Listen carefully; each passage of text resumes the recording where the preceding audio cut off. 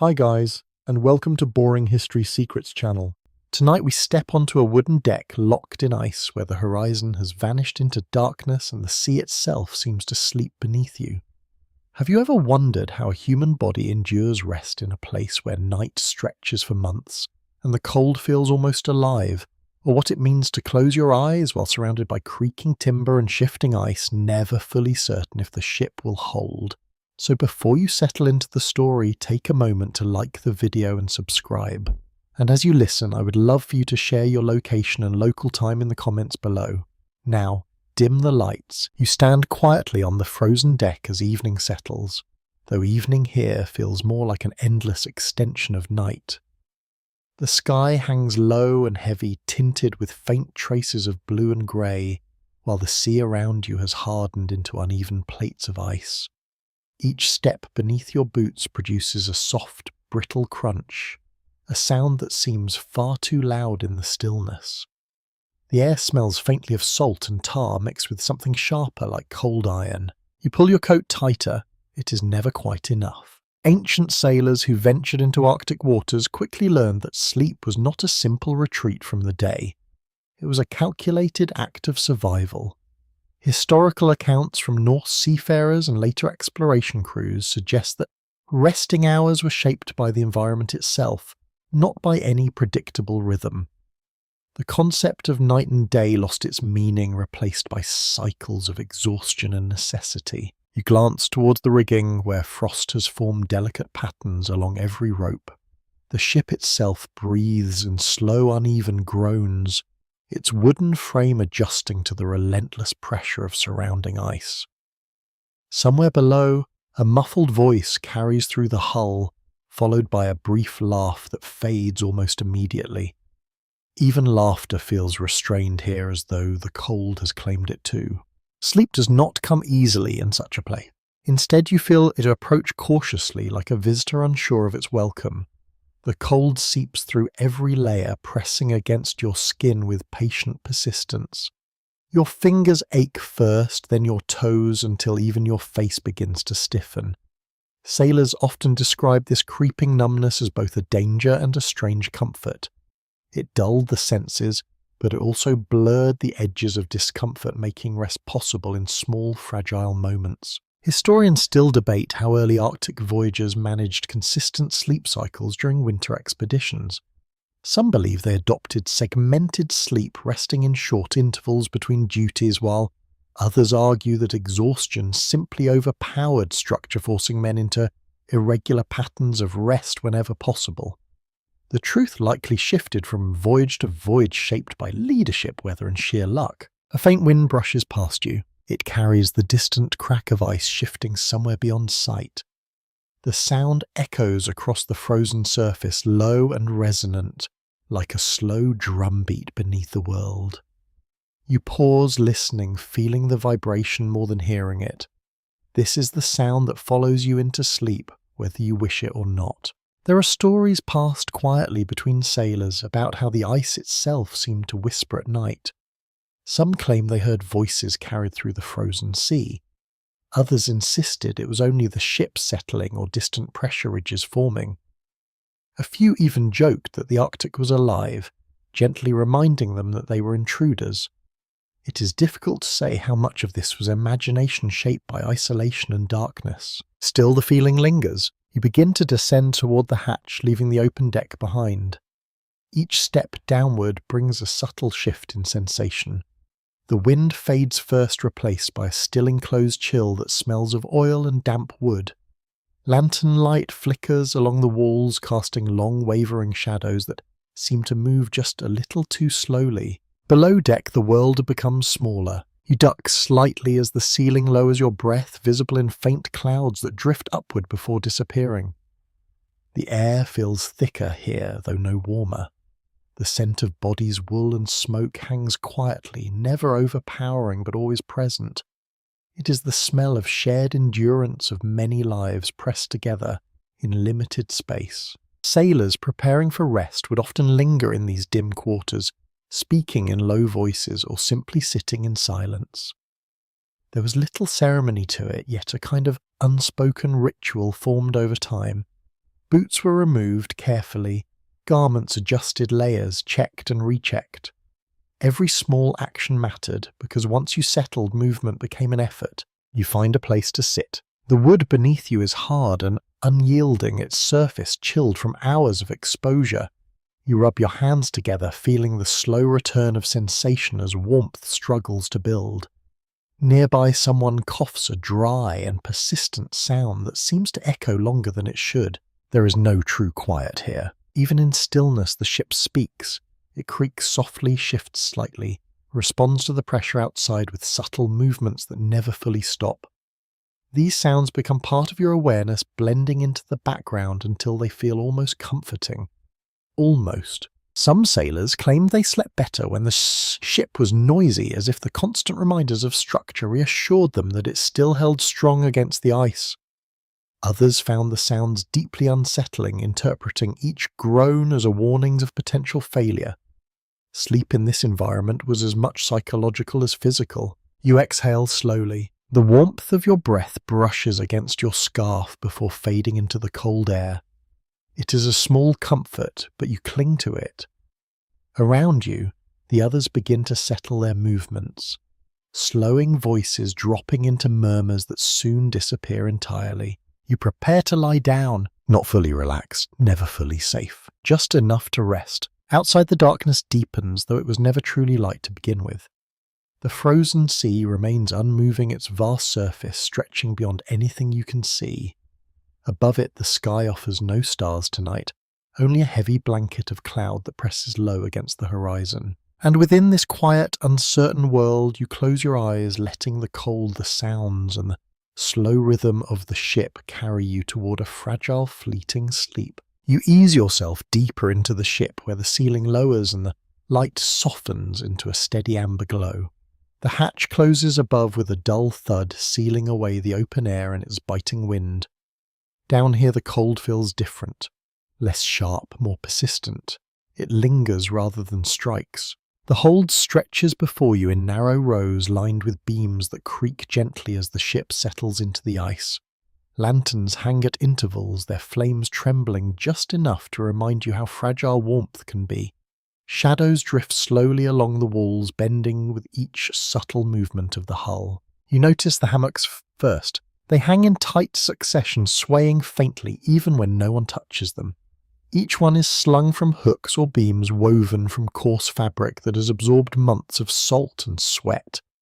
They are not inviting, not exactly, but they are necessary. You reach out and brush one lightly. It shifts with a soft, deliberate motion as though responding to your presence.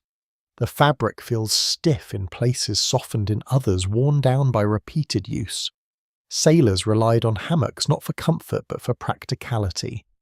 Suspended above the floor, they kept bodies away from the cold planks below and allowed a degree of movement that matched the ship itself. It was a clever solution. Historical records from northern voyages suggest that hammocks reduced the risk of injury during rough conditions, though in the Arctic winter, rough seas were often replaced by something more silent and insistent. The slow pressure of ice could tilt the ship by small degrees enough to shift balance and disturb rest. A hammock moved with these changes, offering a strange kind of stability. You begin preparing your own. The process is simple yet deliberate. You loosen your outer layers, careful not to expose too much skin at once. The air bites quickly at any uncovered surface. Wool and fur remain close adjusted rather than removed. Sailors learned early that undressing completely invited cold that could linger long after. You pause for a moment. A short breath escapes you. Nearby, another sailor climbs into his hammock with practiced ease, wrapping himself tightly in blankets that have seen better days. The fabric rustles softly, then stills. Above him, a beam creaks in quiet response, as if acknowledging the added weight. There is a rhythm to this space. Bodies settling, cloth shifting, wood responding. It forms a kind of lullaby, though not one you would have chosen. You climb in carefully. The hammock dips beneath you, then steadies, cradling your weight in a way that feels both secure and slightly unsettling. It moves with even the smallest shift of your body, reminding you that rest here is never completely still. You pull your coverings close, tucking edges where you can trapping what little warmth you have created. It is enough, barely. The smell here is stronger than above deck. Oil from the lanterns mingles with damp wool and the unmistakable presence of many people sharing limited air. It is not unpleasant exactly, but it is heavy. You inhale slowly, letting your senses adjust until it becomes part of the background. Some sailors believed these scents carried a strange comfort, a reminder that they were not alone. Historians still disagree on how much personal space existed in these sleeping quarters during long Arctic expeditions.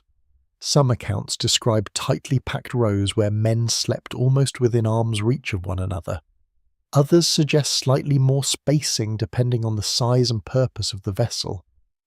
The reality likely varied, shaped by necessity rather than preference. You turn slightly. The hammock responds at once, swaying with a gentle motion that travels through the line of suspended beds.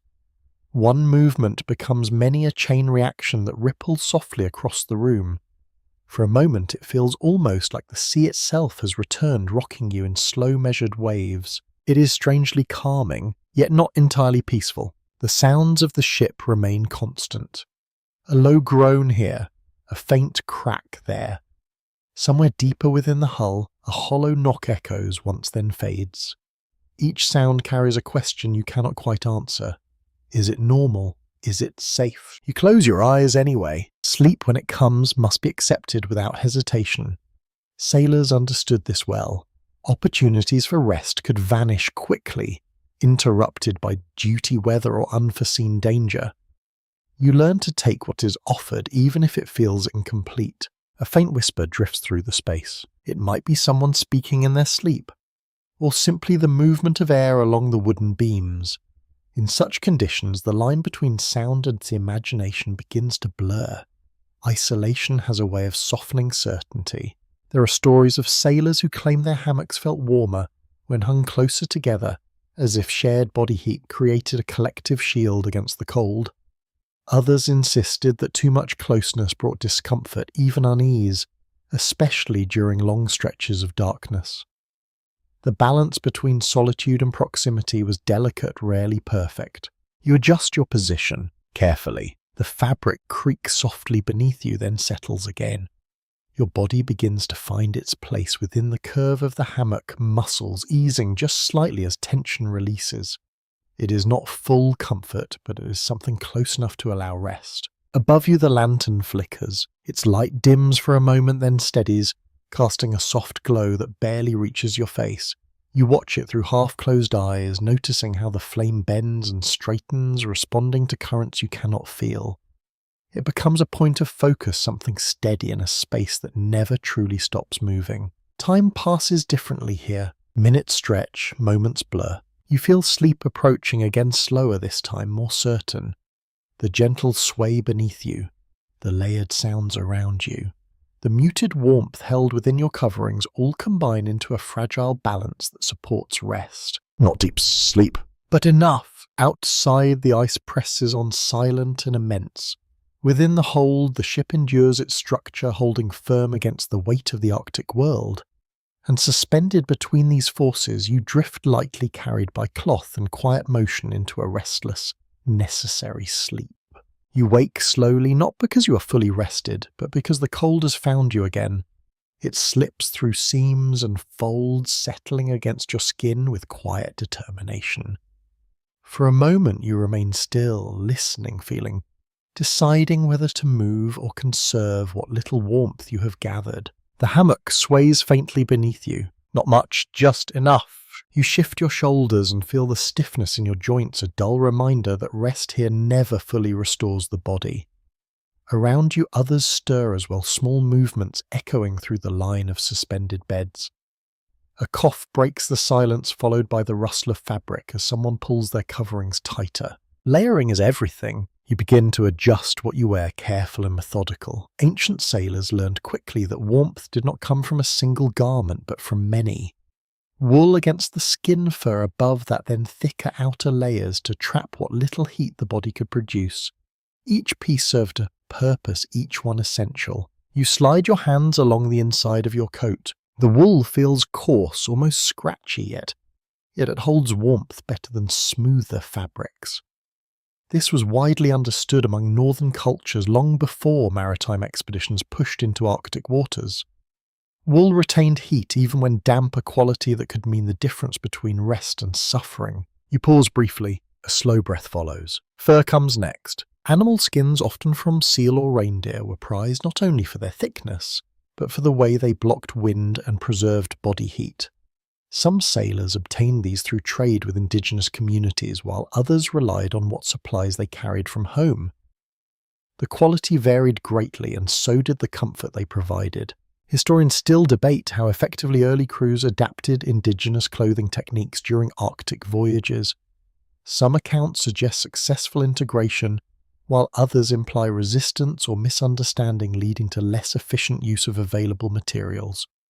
The truth likely lies somewhere in between. You pull a fur layer closer around your chest. The texture is uneven but reassuring, the dense fibers trapping pockets of air that slowly warm against your body. It is not immediate. Nothing here is immediate.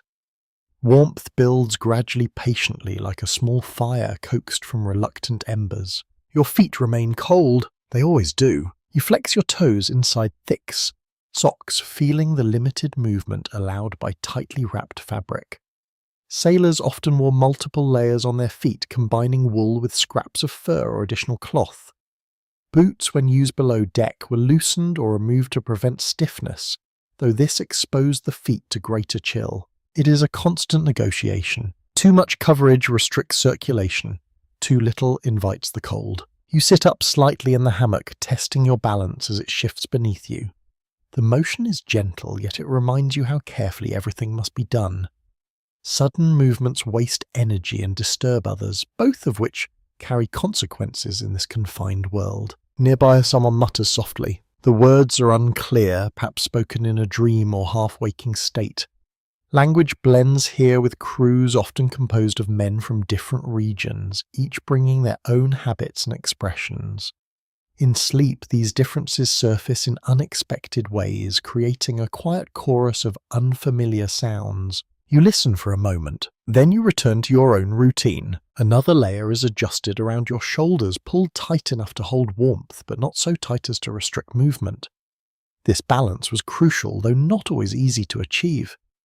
Experienced sailors developed an instinct for it, knowing how to arrange their clothing in ways that maximized comfort without sacrificing flexibility. There were quirks too. Some believed that sleeping with certain furs facing inward improved heat retention, while others insisted the opposite was true.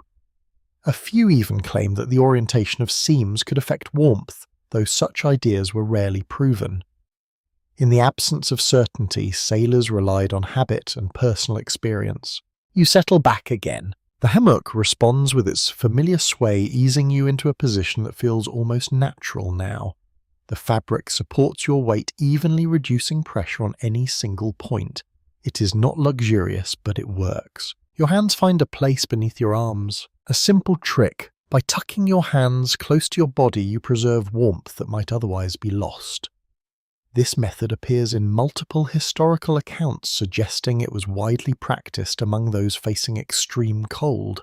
Small adjustments like this made a noticeable difference over long nights. The air shifts slightly. A faint draft passes through the hold, barely noticeable yet enough to stir the lantern flame above.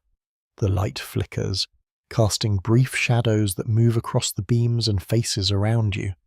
You watch it for a moment, then let your eyes close again. Sleep returns in fragments. Not continuous, not deep, just enough. The body adapts in ways you would not expect. It learns to rest within constraints, to accept partial recovery as sufficient. Over time this becomes normal, though never truly comfortable. There is a quiet resilience in it. You feel it now. Outside, the Arctic remains unchanged, vast and indifferent. Inside you and the others persist adjusting, layering, enduring. Each small act contributes to survival, even something as simple as arranging clothing before sleep. You exhale slowly. Warm breath meets cold air. It fades quickly, and within that fading warmth you drift once more, wrapped in wool and fur, held in place by careful layers that stand between you and the relentless cold. You become aware of another presence before you fully open your eyes, a subtle warmth that does not come from your own body. It presses gently against your side, steady and unmistakable. For a brief moment you remain still, letting the sensation settle into your awareness. Then you understand. You are not alone in your space. The hammocks hang close enough that bodies naturally drift nearer over time, especially as sleep deepens and muscles relax. What begins as distance slowly narrows until shoulders brush and shared warmth forms an unspoken arrangement. No one announces it. No one asks. It simply happens. You shift slightly and feel the contact more clearly now, a firm but not uncomfortable pressure along your arm. The fabric between you is thin-layered but worn, allowing heat to pass through in small, valuable exchanges. In this environment, even the faintest warmth feels significant. It is survival. Sailors in Arctic conditions often relied on shared body heat to endure long nights. Historical accounts from polar expeditions describe how men would cluster together when possible, particularly during extreme cold spells. While personal space might have been valued in calmer climates here, it became a luxury few could afford. You take a slow breath. The air feels warmer here. Not much, just enough. The scent of another person becomes noticeable, a mixture of wool salt and the lingering traces of daily labour. It is not unpleasant, though it is strong. Over time, such smells lose their sharpness, blending into the constant atmosphere of the ship. You adjust your position carefully. The hammock sways in response and the movement carries through the others, creating a soft ripple across the row. The person beside you shifts as well, not waking fully but responding instinctively. The contact remains steady and reassuring. There is comfort in this, even if it feels unfamiliar. Some sailors spoke openly about the benefits of shared warmth, while others avoided the subject perhaps out of habit or cultural norms. Yet the practice persisted across many voyages, suggesting its importance outweighed any discomfort. In the Arctic, practicality often reshaped behaviour in quiet, lasting ways. Historians still debate how widely this method was accepted among different crews and cultures. Some records emphasise cooperation and communal strategies, while others hint at tension or reluctance. The truth likely depended on individual personalities as much as environmental necessity. You listen to the breathing around you, slow, uneven, human. Each breath adds a subtle layer of warmth to the confined space, gradually lifting the temperature by small degrees. It is not enough to eliminate the cold, but it softens its edge. That alone makes a difference. A faint sound draws your attention. A low murmur, barely audible, passes through the hold. Someone speaking in sleep perhaps, or whispering to themselves in half-conscious thought. The words blur into the background, indistinct and fleeting. You let it pass. There are stranger things here. Some sailors believe that sleeping close to others improved not only warmth, but also morale. The presence of another body, even in silence, offered a reminder of shared experience of not facing the vast Arctic alone. Others, however, found the closeness unsettling, especially during long periods without daylight. You feel both, comfort and unease. They coexist quietly. Your arm relaxes against the warmth beside you, tension easing, as your body begins to accept the shared heat. Muscles that had remained tight now soften slightly, allowing a deeper level of rest to emerge. It is not complete, but it is closer than before. You close your eyes again. The darkness behind them feels different now, less empty. The subtle presence at your side anchors you in a way the cold could not. It reminds you that survival here is rarely an individual effort. It is collective. The ship creaks softly. Ice presses somewhere beyond the hull, producing a distant muffled crack that travels through the structure like a slow echo. You feel it more than hear it, a gentle vibration that passes beneath you and fades. The warmth remains. You focus on it. There are small traditions that develop in such conditions, unspoken agreements about how to position oneself, how to share space without intrusion. A slight turn of the shoulder, a careful placement of blankets, a quiet understanding of boundaries that shift with necessity. These details matter. They shape the experience of rest. You adjust your coverings once more, pulling them close around both yourself and the space between you and the other sailor. The shared warmth increases slightly enough to notice, enough to matter. Your breathing slows, matches the rhythm nearby. There is a subtle synchronization that occurs over time, a blending of patterns that feels almost natural. It is not intentional, yet it happens as bodies settle into proximity and respond to each other's presence. The lantern above flickers again. Its light dims briefly, then steadies, casting a soft glow that barely reaches your closed eyes.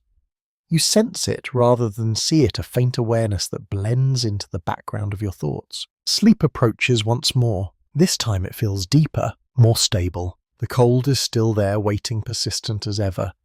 But for now it is held at bay by layers of wool fur and something less tangible, the simple human act of sharing warmth. You drift into that space between waking and rest where sensation softens and awareness fades.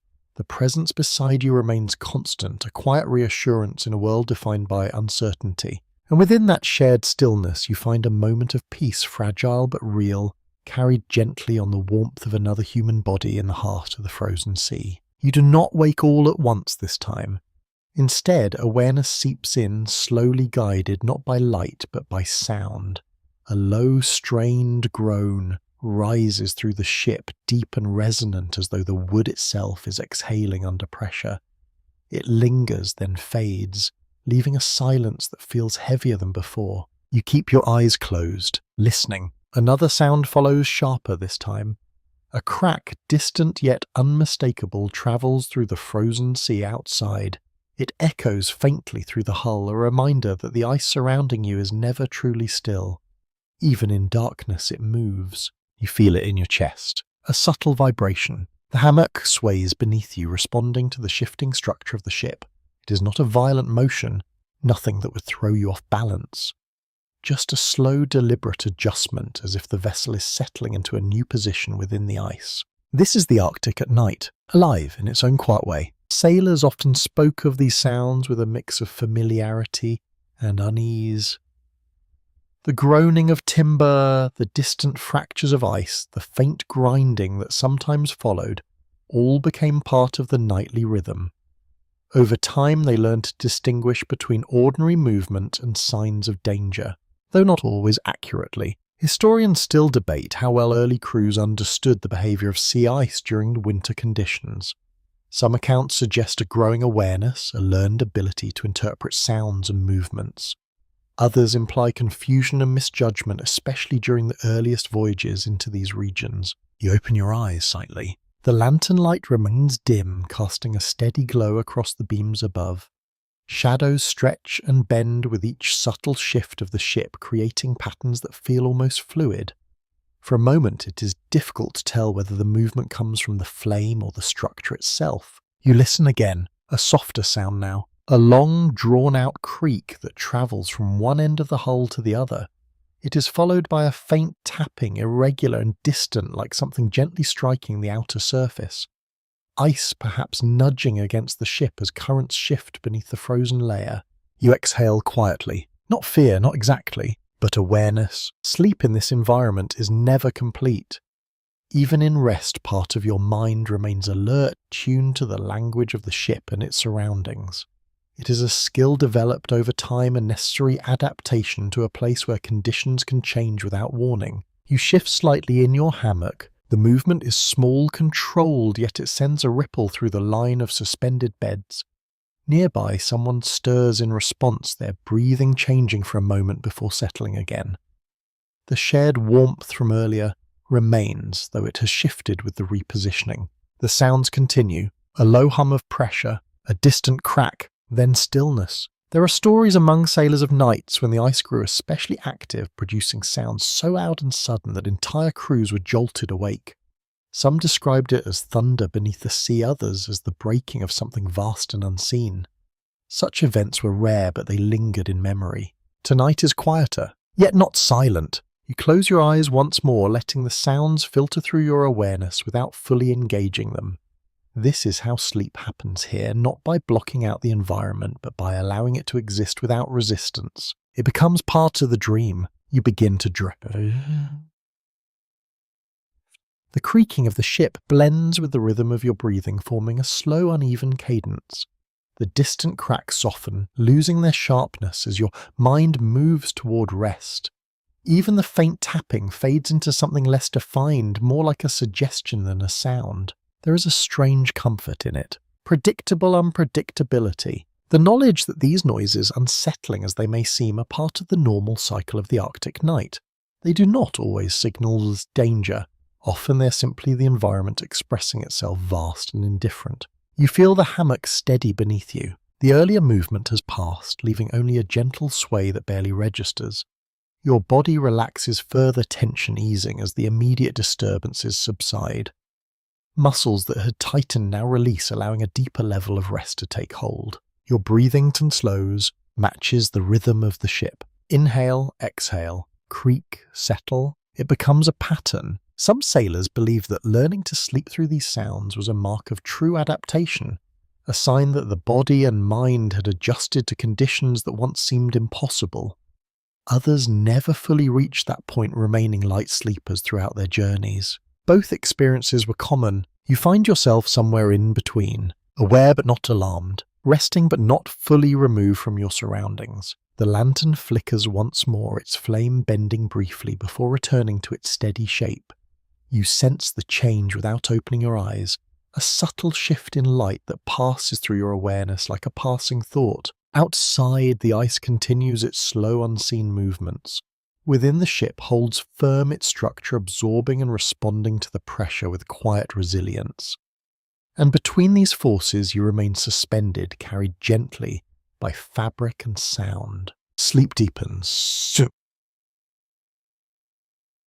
Not completely, but enough. And as the Arctic night stretches on, filled with distant cracks and soft groans, you drift within it, held by the steady presence of the ship and the strange, unending language of ice. You become aware of the light before anything else. Not bright, not harsh, but steady. It presses gently against your closed eyelids, a faint glow that never fully disappears. Even in what should be deepest night, it lingers. You open your eyes slowly. The lantern above you burns with a quiet persistence, its small flame held within a glass casing that has fogged slightly from the cold air. It flickers but never fails. Shadows stretch along the beams, shifting with every movement of the ship, forming patterns that feel almost deliberate. There is no true darkness here, not below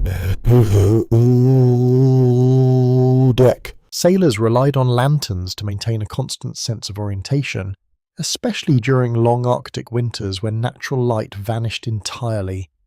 Without them, the interior of the ship would dissolve into complete blackness, disorienting and potentially dangerous. Even so, the presence of light brought its own challenges. You notice how it never rests. The flame bends, straightens, then bends again, responding to currents too subtle to feel. Its glow dances across the surfaces around you, touching faces, fabric and wood in uneven strokes. Nothing remains still under its watch. You shift slightly. The hammock answers with a gentle sway, and the shadows move in response, elongating and contracting as though alive.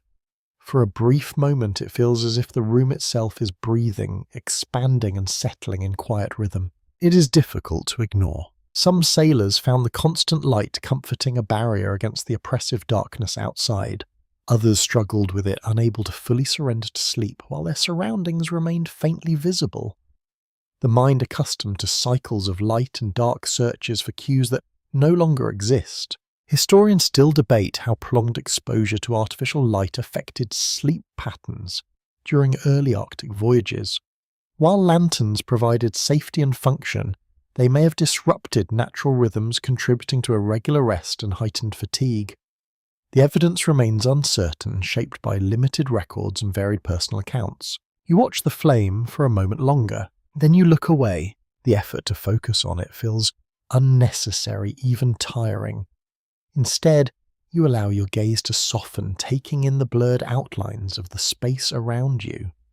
The beams overhead, the hanging hammocks, the faint shapes of others resting nearby. Everything feels suspended. Between light and shadow, between motion and stillness, a faint scent reaches you. Oil, warm and slightly metallic, rising from the lantern. It mixes with the familiar smells of wool and wood, creating a layered atmosphere that is both heavy and oddly reassuring. It tells you that the light is real, that it will continue. You pull your coverings closer. The warmth they hold has diminished slightly, though not entirely. It clings to your body in small pockets trapped within folds and layers. You adjust them carefully, preserving what remains. Nearby, someone turns. The movement is slow, deliberate, accompanied by the soft rustle of fabric. Their shadow shifts across the wall, briefly stretching into something larger before settling back into its original form.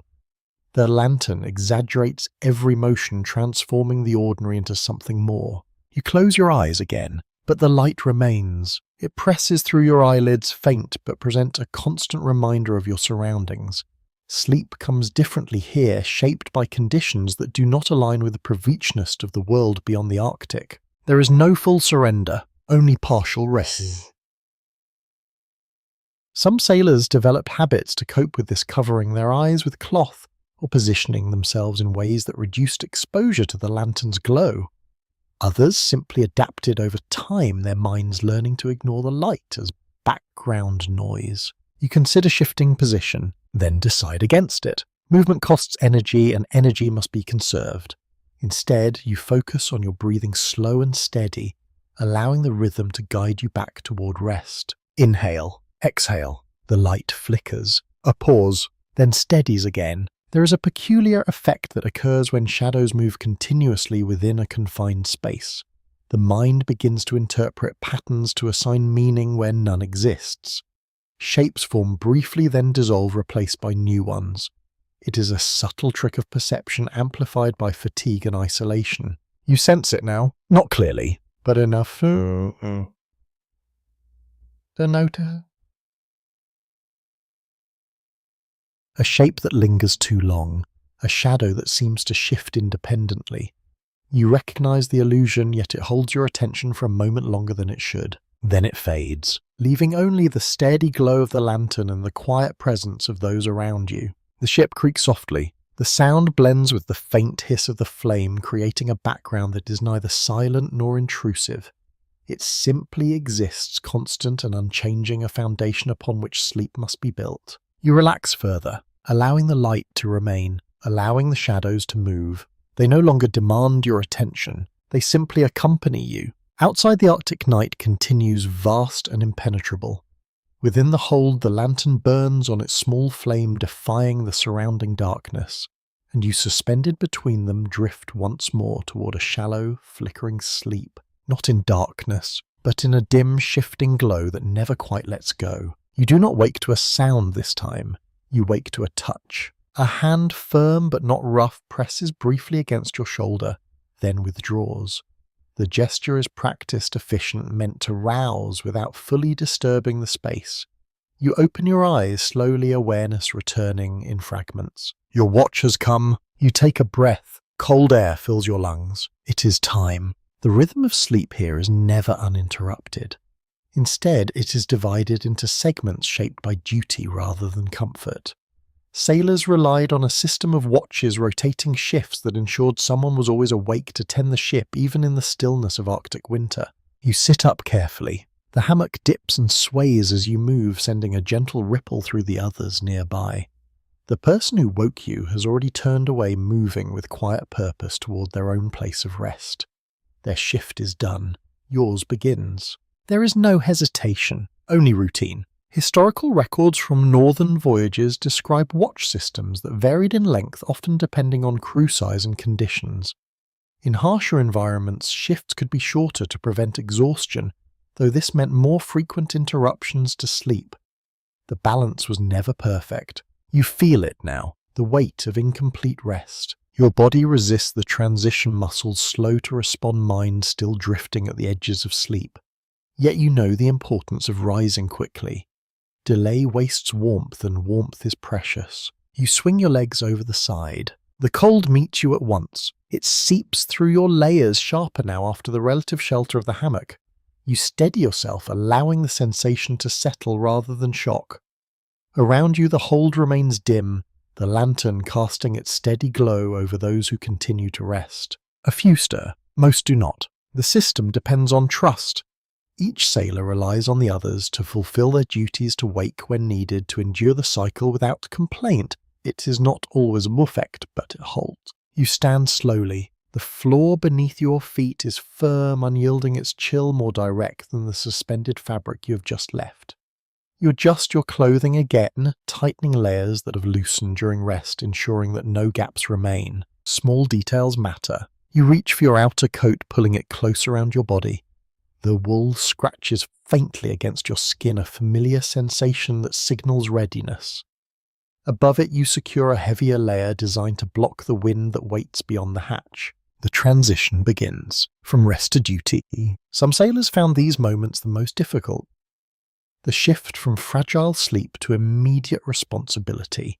Others adapted over time, learning to move between states with practiced ease. The human body is capable of remarkable adjustment, especially when necessity demands it. You take another breath. Steady, measured. Nearby, a quiet voice murmurs something you do not fully catch, perhaps a brief exchange between those changing shifts.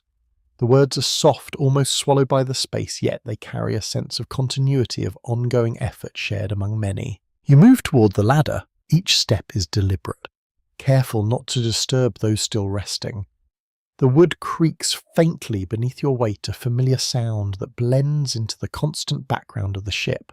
It is neither alarming nor comforting. It simply is. You place your hand on the rung. Cold, solid. The climb begins. As you ascend, the air shifts, gradually becoming thinner, sharper, carrying traces of the outside world.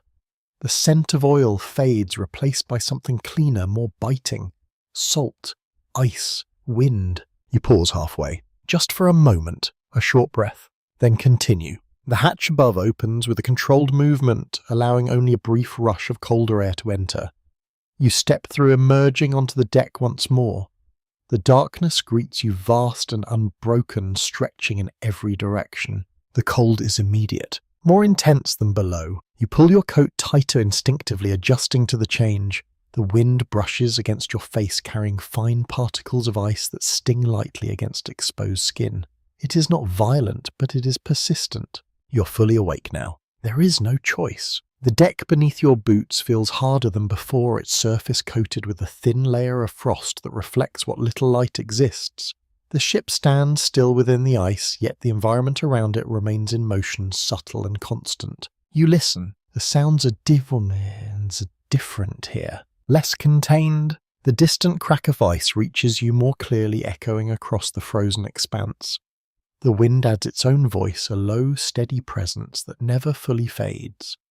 Together they form the backdrop of your watch. Sleep feels distant, almost unreal, yet you know it will return in time, in fragments shaped once again by the demands of duty. This cycle continues, repeating through long stretches of darkness, defining the experience of those who sail these waters. You take your position, alert, attentive. The cold presses close, the night stretches on, and the responsibility settles over you like another layer, heavy but necessary. Behind you below deck, others rest in their suspended beds, gathering strength for their own turn. And here, between sleep and wakefulness, you stand within the Arctic night, part of a rhythm that never truly stops. You remain on watch longer than your body would prefer, long enough for the cold to settle deep into your bones again. Time stretches in strange ways here, measured less by clocks and more by sensation. The stiffness in your fingers, the slow ache in your legs, the steady pull of exhaustion behind your eyes. When your shift finally ends, it does not feel like relief, only transition. You descend once more into the hold, carrying the cold with you. It clings stubbornly to your clothing, resisting the dim warmth below deck. The lantern light greets you again, steady and familiar, though it feels softer now after the stark darkness above. You move quietly, others still sleep. You return to your hammock, easing into it with practiced care. The fabric accepts your weight, dipping and swaying gently as you settle in. The shared warmth from before has faded slightly, but traces of it remain lingering in the confined air. You close your eyes. Sleep comes faster this time, but not gently. It arrives in uneven waves, pulling you under before your body has fully relaxed. Your breathing slows, your muscles release, yet your mind continues to move, drifting through fragments of thought that refuse to settle. Dreams begin. At first they are simple, Familiar places, distant memories, faces that appear briefly and then dissolve. You walk along a shoreline that feels warmer than it should, the sound of waves replacing the creak of wood and ice. The air is softer, they're easier to breathe. It does not last. The scene shifts. The shoreline becomes ice. The waves freeze mid-motion, suspended in unnatural stillness. The sky darkens, pressing low against the horizon until it feels as though it might collapse entirely. You feel in your chest a quiet tension. Sailors often reported vivid and unsettling dreams during long Arctic voyages, particularly in the depths of winter. The combination of isolation, disrupted sleep cycles, and constant environmental stress created conditions that blurred the line between rest and unrest. Historians still debate the extent to which these dreams were influenced by physical factors such as cold and fatigue versus psychological strain. Both likely played a role shaping experiences that were deeply personal yet widely shared. You turn slightly in the hammock. The movement carries into the dream. The ice shifts beneath your feet, cracking softly as you step. The sound echoes too loudly, repeating in a way that feels unnatural. You pause listening, unsure whether the noise belongs to the dream or the world beyond it. For a moment they feel the same. You continue walking. The surface beneath you becomes uneven, rising and falling in slow, deliberate waves. The frozen sea is no longer still. It moves with a quiet, unsettling rhythm, as though something beneath it is stirring. You feel watched, not by anything you can see, but by the vastness itself. This sensation appears in many accounts, described in different ways, but carrying a similar tone. A sense of presence within the Arctic landscape, not hostile but aware. Whether this feeling emerged from the environment or the mind remains uncertain. You try to wake, but sleep holds you. Your breathing quickens slightly, though your body remains still within the hammock. The shared warmth beside you offers a faint anchor, a connection to the physical world that persists even as your mind drifts elsewhere. The dream shifts again. Now you are below deck, yet everything feels altered. The lantern light flickers more violently, casting shadows that stretch far beyond their natural reach. The beams above you seem to bend the wood, responding to pressures you cannot see. A voice calls you on a name, soft, distant. You cannot place it. You turn toward the sound, but the space stretches, widening impossibly, the walls moving further away with each step. The voice fades, replaced by the familiar creak of the ship, louder, now more insistent. Then silence. Complete. You wake. Suddenly, your eyes open to the dim glow of the lantern, your breath visible in the cold air. For a moment you remain still, allowing the boundary between dream and reality to re-establish itself. The shapes around you return to their proper forms, the shadows settling into predictable patterns. You listen. The ship creaks softly. Ice shifts in the distance. Everything is as it should be, almost. You take a slow breath. The lingering tension fades, gradually replaced by a quiet awareness of your surroundings. The warmth beside you remains steady and real. The fabric beneath you sways gently, grounding you in the present. Dreams like this were not uncommon. Some sailors dismissed them as simple effects of fatigue, while others assigned deeper meaning, interpreting them as warnings or reflections of the environment. A few even recorded their dreams in journals, though such accounts are rare and often fragmented. You close your eyes again, more cautiously. Sleep returns, but it feels different now. Lighter, less immersive, so your mind remains closer to the surface, aware of the possibility of further disturbances. It is a compromise, a balance between rest and vigilance. Outside, the Arctic night continues without change, vast and unyielding. Inside, you drift once more into a shallow, uneven sleep shaped by dreams that linger at the edges of your awareness. Not entirely gone, but no longer in control. You are not sure what wakes you this time. Not a touch, not a sound alone, but a sudden change in everything at once. The air feels different, sharper, as though it has been disturbed. The hammock beneath you sways more noticeably, no longer. The gentle motion you have grown used to. You open your eyes. The lantern swings. Its light stretches across the hold in long, uneven arcs, shadows racing along the beams in quick, erratic movements. For a brief moment, the entire space feels unstable, as if it has lost its balance. Then the sound arrives, A deep rolling force presses against the hull, followed by a sharp crack that echoes through the ship. It is louder than anything you have heard so far, closer, more immediate. The wood responds with a strained groan, each beam seeming to protest at once. You hold still, listening. Another impact follows, less violent but steady, as though the ice outside has begun to shift in larger formations. The ship tilts slightly, not enough to throw you, but enough to be unmistakable. The hammock responds, swinging wider now, its motion no longer entirely controlled. A storm has found you, not of wind alone, but of pressure and movement beneath the frozen surface. Sailors in Arctic regions often face these sudden disturbances, where shifting ice fields created intense forces against trapped vessels. Historical accounts describe nights when crews were roused from sleep to brace for potential damage, their rest interrupted by the unpredictable behavior of the environment. You sit up quickly. Too quickly. The hammock swings harder in response, forcing you to steady yourself with both hands. Around you, others are waking as well, movements overlapping, voices rising in low, urgent tones that remain controlled but unmistakably alert. No panic, but readiness. You swing your legs down. The floor meets you with a jolt of cold, sharper now after the warmth of the hammock. The ship tilts again slightly in the opposite direction, creating a slow, uneasy rhythm that travels through your body. You adjust your stance. Balance becomes essential. Another crack resounds closer than before, followed by a grinding noise that seems to drag along the outer hull. It is not a clean sound. It is rough, prolonged, as though the ice itself is scraping against the ship with deliberate force. You feel it in your teeth, a subtle vibration. Some sailors describe this sensation as one of the most unsettling aspects of Arctic storms, the way the ship transmitted external forces directly into the body. It blurred the line between outside and inside, making the environment feel inescapable. You reach for your coat. Your hands move quickly now, guided by habit rather than thought.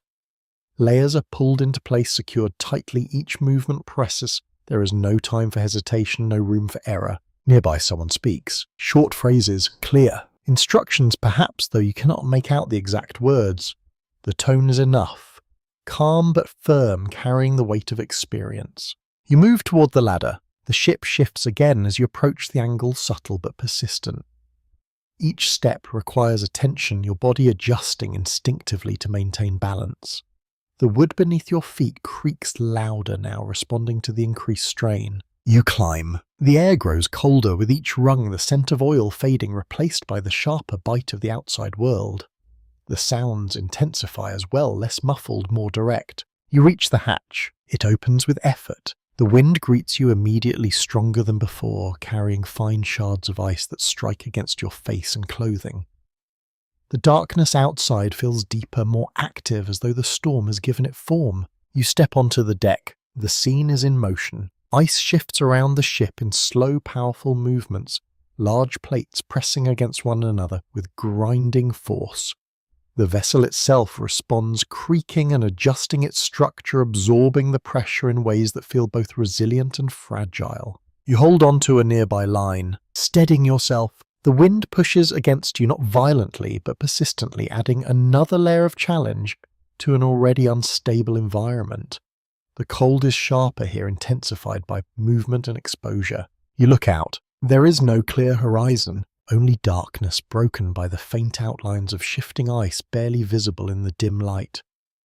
The storm is not defined by towering waves or heavy rain, but by pressure, motion and sound. It is relentless. Historical records from Arctic expeditions often emphasize how different these storms felt compared to those in open seas. Without waves to crash against the hull, the danger came from the ice itself, its slow, immense force capable of crushing even well-built ships if conditions aligned. You feel the weight of that possibility. Not fear, not fully, but awareness. The crew moves around you, each person taking their place, responding to the situation with practiced efficiency.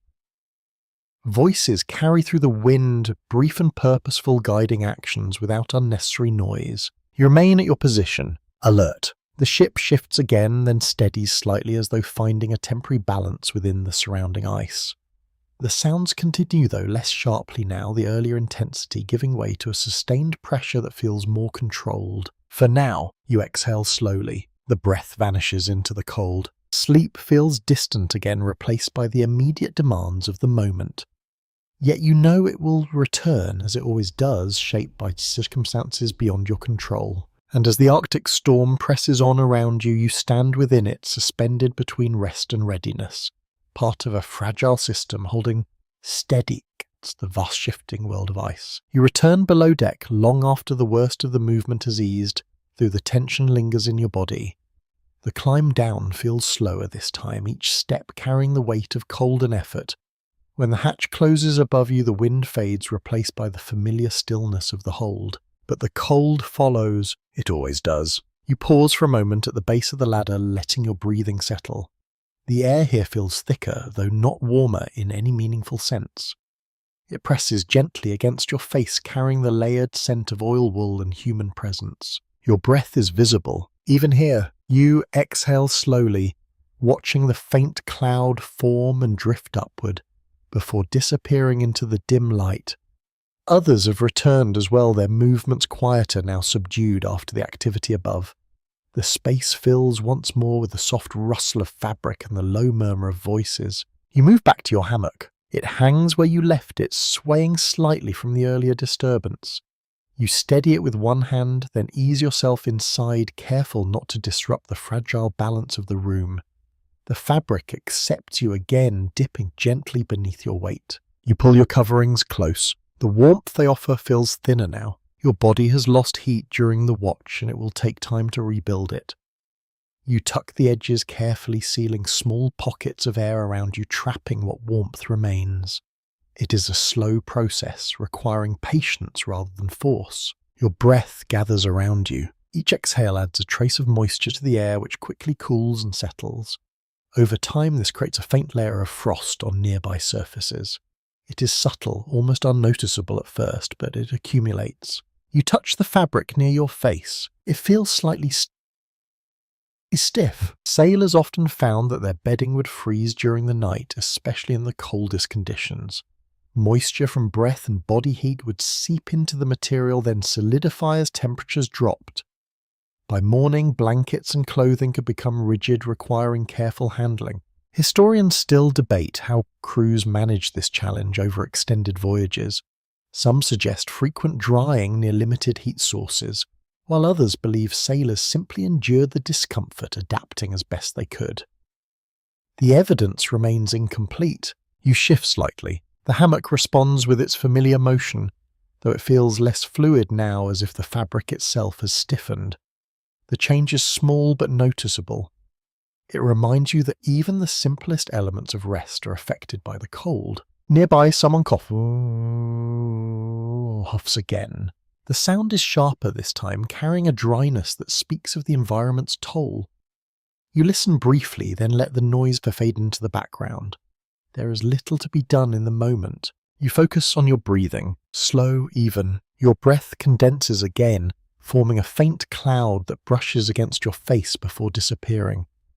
Over time, this cycle repeats, each exhale contributing to the gradual cooling of the surrounding fabric. It is a quiet process, relentless. Some sailors develop small habits to reduce this effect, turning their faces away from their coverings or using cloth to redirect their breath. Others found these measures insufficient, the cold asserting itself regardless of effort. You consider adjusting, then remain still. Movement would release the warmth you have begun to rebuild. Instead, you draw your arms closer to your body, tucking your hands beneath your layers once more. The position feels familiar now, almost instinctive. Your feet remain cold. They always do. You flex them gently, encouraging circulation, though the effect is limited. The layers help, but they cannot fully counter the environment. It is a constant negotiation, one that never fully resolves.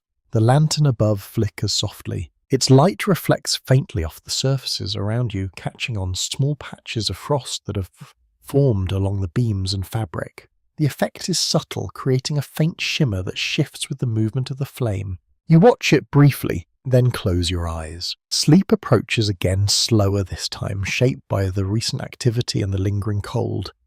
Your body resists at first, holding on to a state of alertness that has not yet fully faded. You let it pass. Gradually, the sounds of the ship return to their quieter rhythm, the earlier intensity replaced by a steady, subdued presence. The creaks are softer now, the movements less pronounced.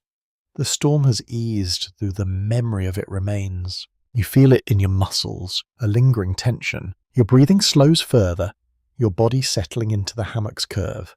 The fabric, though slightly stiff, still supports you, holding you in place as you drift toward rest. Outside, the Arctic night continues unchanged, vast and indifferent. Inside, you lie surrounded by faint frost, your breath marking the air in quiet tolls. Sleep comes, not deeply, but enough. And as you drift once more, your breath continues its silent work, shaping the very fabric around you, leaving traces of your presence in the cold, still air of the ship's hold. You wake again to stillness, though it is not the comforting kind. It feels heavier now, as if the air itself has settled into a quiet, unmoving weight. For a moment you remain wrapped in your coverings, unsure whether you have truly slept or simply drifted in place. Then you try to move. The fabric resists. Not entirely, just enough to notice. You shift your arm and feel a faint stiffness where the blanket folds around you. The material does not flow as it did before. Instead, it holds its shape slightly rigid, as though it has forgotten how to bend. You touch it with your fingers. Cold, firm. The frost has taken hold. During the long Arctic nights, moisture from breath and body heat often transformed bedding into something closer to a shell than a covering. It did not happen all at once.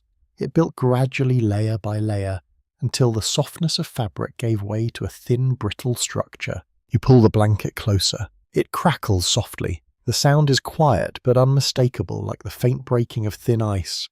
You pause, listening as if the material might respond again. It does not. It simply holds shape by the cold that surrounds you. Sailors often describe this transformation with a mix of frustration and resignation. Bedding meant to provide comfort became another challenge to manage.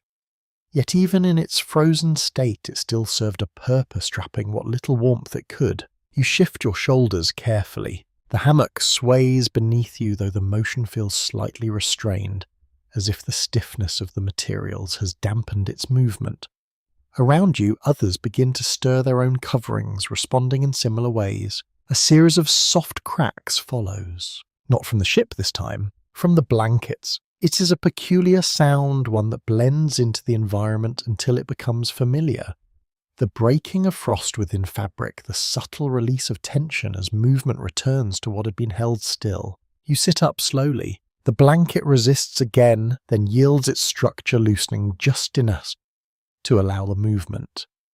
The air meets your face at once, colder than before as the trapped warmth escapes. You inhale sharply. The cold settles in your chair. Historical accounts from Arctic expeditions often mention the discomfort of frozen bedding, though the details vary. Some sailors attempted to warm their coverings near limited heat sources, while others relied solely on body heat to soften them over time. Neither method offered complete relief. Historians still debate how effective these strategies were, given the constraints of space and resources aboard early vessels. The lack of consistent heating made such efforts difficult, and the results likely differed from one voyage to another. You run your hand along the inside of the blanket. The texture changes as you move from stiff to slightly pliable, then back again. It is uneven, shaped by where your body had been and where the cold had settled more deeply. This pattern becomes familiar over time, a map of warmth and exposure. You swing your legs down. The floor greets you with its usual chill, though it feels sharper now after the partial insulation of the hammock. You steady yourself, allowing your body to adjust before standing fully. Nearby, someone shakes out their blanket. The motion produces a sharper crack, followed by a soft scattering sound as tiny fragments of frost fall away. They catch the lantern light, briefly glinting like fine dust before disappearing into the shadows. It is almost beautiful, beautiful, in a quiet, unexpected way. Some sailors noted this effect in their journals, describing the way frost would form intricate patterns on the fabric, only to break apart with the slightest movement. It was a small detail easily overlooked, yet it remained in memory. You lift your own blanket slightly. The stiffness remains, though it has begun to soften where your body heat has reached. You consider shaking it out as well, then decide against it. The warmth it holds is too valuable to release all at once. You wrap it closer instead. Carefully, the lantern flickers above its light, catching on the edges of frost that still cling to the fabric. The effect is subtle, creating a faint shimmer that shifts with each movement. It is a reminder of how deeply the cold has penetrated this space. You exhale slowly. Your breath joins the cycle again. Moisture enters the air, cools and settles, continuing the process that has shaped your surroundings. It is unavoidable, a constant interaction between body and environment. You begin to move more freely now. The stiffness lessens with each small adjustment, the fabric gradually returning to something closer to its intended form. It is not immediate, but it is steady. There is a quiet patience in this, a recognition that comfort here is always temporary, always in flux. You glance around the hold. Others are doing the same. Each person managing their own space, their own coverings, their own balance between warmth and movement. There is little conversation, only the soft sounds of fabric shifting and breath moving through cold air. You settle back once more, not fully lying down, just enough to rest. The blanket, though still touched by frost, now yields more easily, its stiffness reduced by warmth and motion. It wraps around you again, imperfect but functional, holding what heat it can. Sleep lingers at the edge of your awareness, waiting, and as you close your eyes once more, surrounded by the faint crackle of thawing fabric and the steady glow of lantern light, you drift back into a quiet, uneasy rest shaped by the delicate balance between warmth and ice. You notice the difference before you fully understand it. It is subtle, almost easy to miss, yet once felt it lingers in your awareness. The air shifts slightly as you move deeper into the ship, passing beyond the crowded rows of hammocks toward a quieter section. The space opens just a little, enough to matter. Here the beams feel less oppressive, the ceiling a touch higher, the arrangement more deliberate.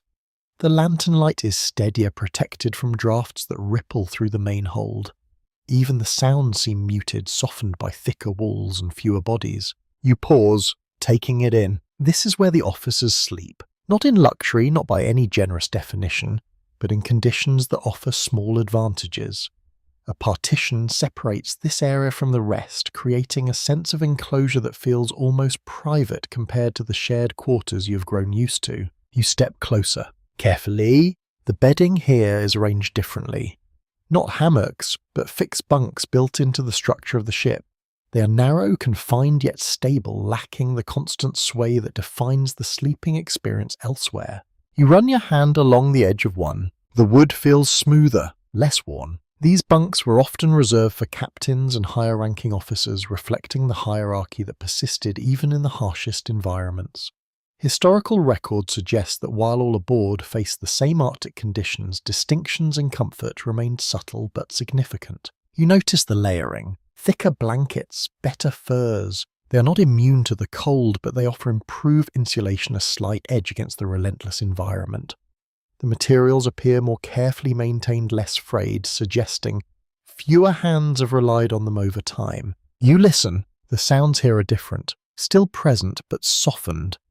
The creaking of the ship reaches this space with less intensity, the distant cracks of ice more muted. It creates an illusion of calm, a buffer between the individual and the surrounding world. You imagine sleeping here. The thought lingers. Would it feel safer, warmer, or simply quieter? Some sailors believed that officers benefited not only from better materials, but from reduced exposure to noise and movement, allowing for more consistent rest. Others argued that the difference was minimal, that the Arctic equalized all conditions in the end. Historians still debate how much advantage these quarters truly provided during long winter voyages. While structural differences are evident, personal accounts vary widely, suggesting that perception played as much a role as reality. You notice a small duel. A curtain. It hangs loosely beside one of the bunks, offering a measure of privacy that does not exist elsewhere on the ship.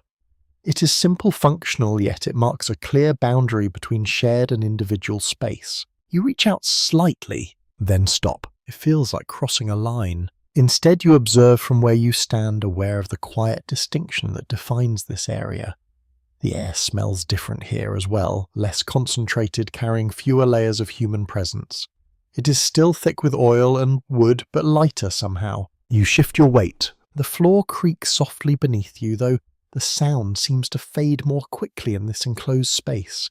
It does not travel as far, does not echo in the same way. Everything feels contained. A faint movement draws your attention. Someone stirs within one of the bunks, turning slightly beneath their coverings.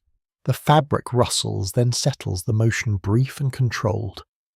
Even in rest, there is a sense of restraint here, a quiet order that mirrors the structure of command. You step back, returning to the boundary. There is no invitation to remain, no need to linger. This space exists within the same ship, yet apart from it defined by subtle differences that shape the experience of those within. You turn. The main hold waits behind you. The sounds grow louder as you move away from the partition. The familiar creaks and murmurs returning to full presence. The air thickens again, the scent of shared space reclaiming its place. You feel the contrast, clearly. Your hammock comes back into view, suspended among the others, moving gently in response to the constant quiet motion of the ship. It is less stable, less private, yet it is yours. You approach it. The fabric sways slightly as you near acknowledging your return.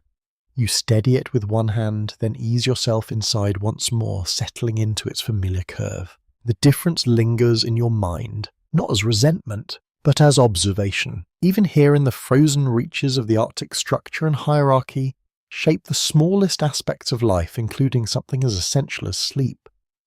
Yet the cold remains constant, pressing against all, equally reminding you that no space is entirely separate from its reach. You pull your coverings close. The warmth gathers slowly. Around you, the others continue their quiet routines, their movements blending into the steady rhythm of the ship.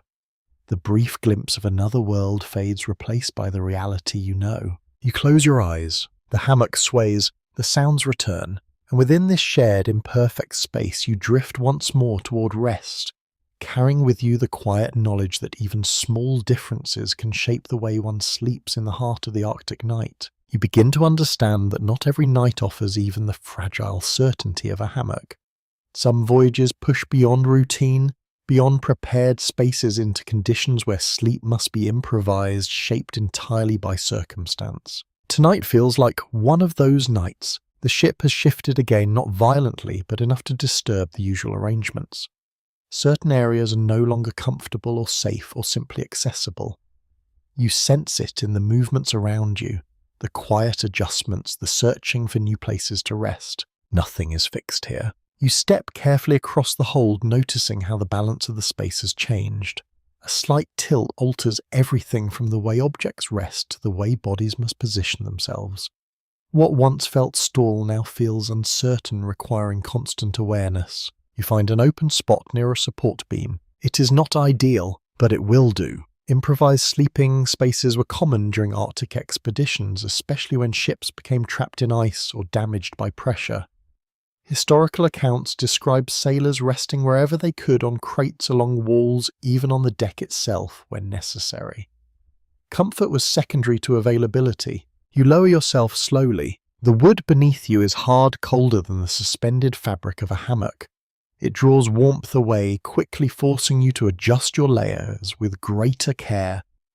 You pull your coat tighter, tucking its edges beneath your body to create a barrier. It helps. A little. You lean against the beam. The surface is solid, unmoving, offering a sense of stability that contrasts with the subtle sway of the ship. It feels grounding, though not particularly comfortable. Your body must adapt to its shape, finding points of rest within its rigidity. You shift once, then again. Small adjustments. Nearby others are doing the same, settling into positions that vary widely. Some lie flat, wrapped tightly in their coverings.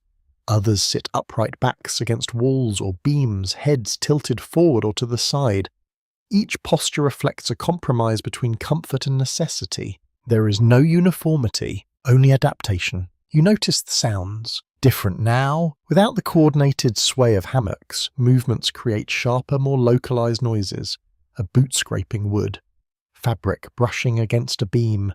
a quiet exhale that seems louder in the stillness. It feels less fluid, more fragmented. Some sailors believe that sleeping in such conditions disrupted rest more than any environmental factor. The lack of consistent support combined with uneven surfaces made it difficult to achieve even shallow sleep. Others argued that exhaustion eventually overcame discomfort regardless of position. Historians still debate how frequently these improvised arrangements occurred during long Arctic voyages. While some records emphasize their necessity, others suggest they were less common depending on the ship's condition and the severity of the environment. You rest your head carefully. The angle is not ideal, but it is manageable. You pull your coverings closer, wrapping them tightly around your shoulders and chest. The layers press against you, creating small pockets of warmth that build slowly over time. It is a familiar process, though the setting is different. You close your eyes. The hardness beneath you remains. It does not fade. Instead, your body begins to adjust, distributing weight in ways that reduce discomfort. Muscles tense slightly, then relax, finding a balance that allows rest without full ease. You listen. The ship continues its quiet conversation with the ice outside, though the sounds feel more distant now, less integrated into your immediate experience. Your focus shifts inward toward the sensations of your own body and the space you occupy. A faint draft passes through. It brushes against your face, cooler than the surrounding air. You turn slightly, angling your body to reduce exposure. The movement is small but effective, preserving the warmth you have gathered. These details matter. They always do. There are stories of sailors who developed preferred positions for such nights, small techniques that improved comfort in subtle ways. Some leaned against specific parts of the ship where the wood retained more warmth. Others used personal items to create makeshift padding, adding a thin layer between themselves and the cold surface. You consider doing the same, then remain still. Movement risks losing what little warmth you have gained. Instead, you focus on maintaining your current position, allowing your body to settle further into its temporary arrangement. You'll be breathing slow, choose. Gradually, the sounds around you soften.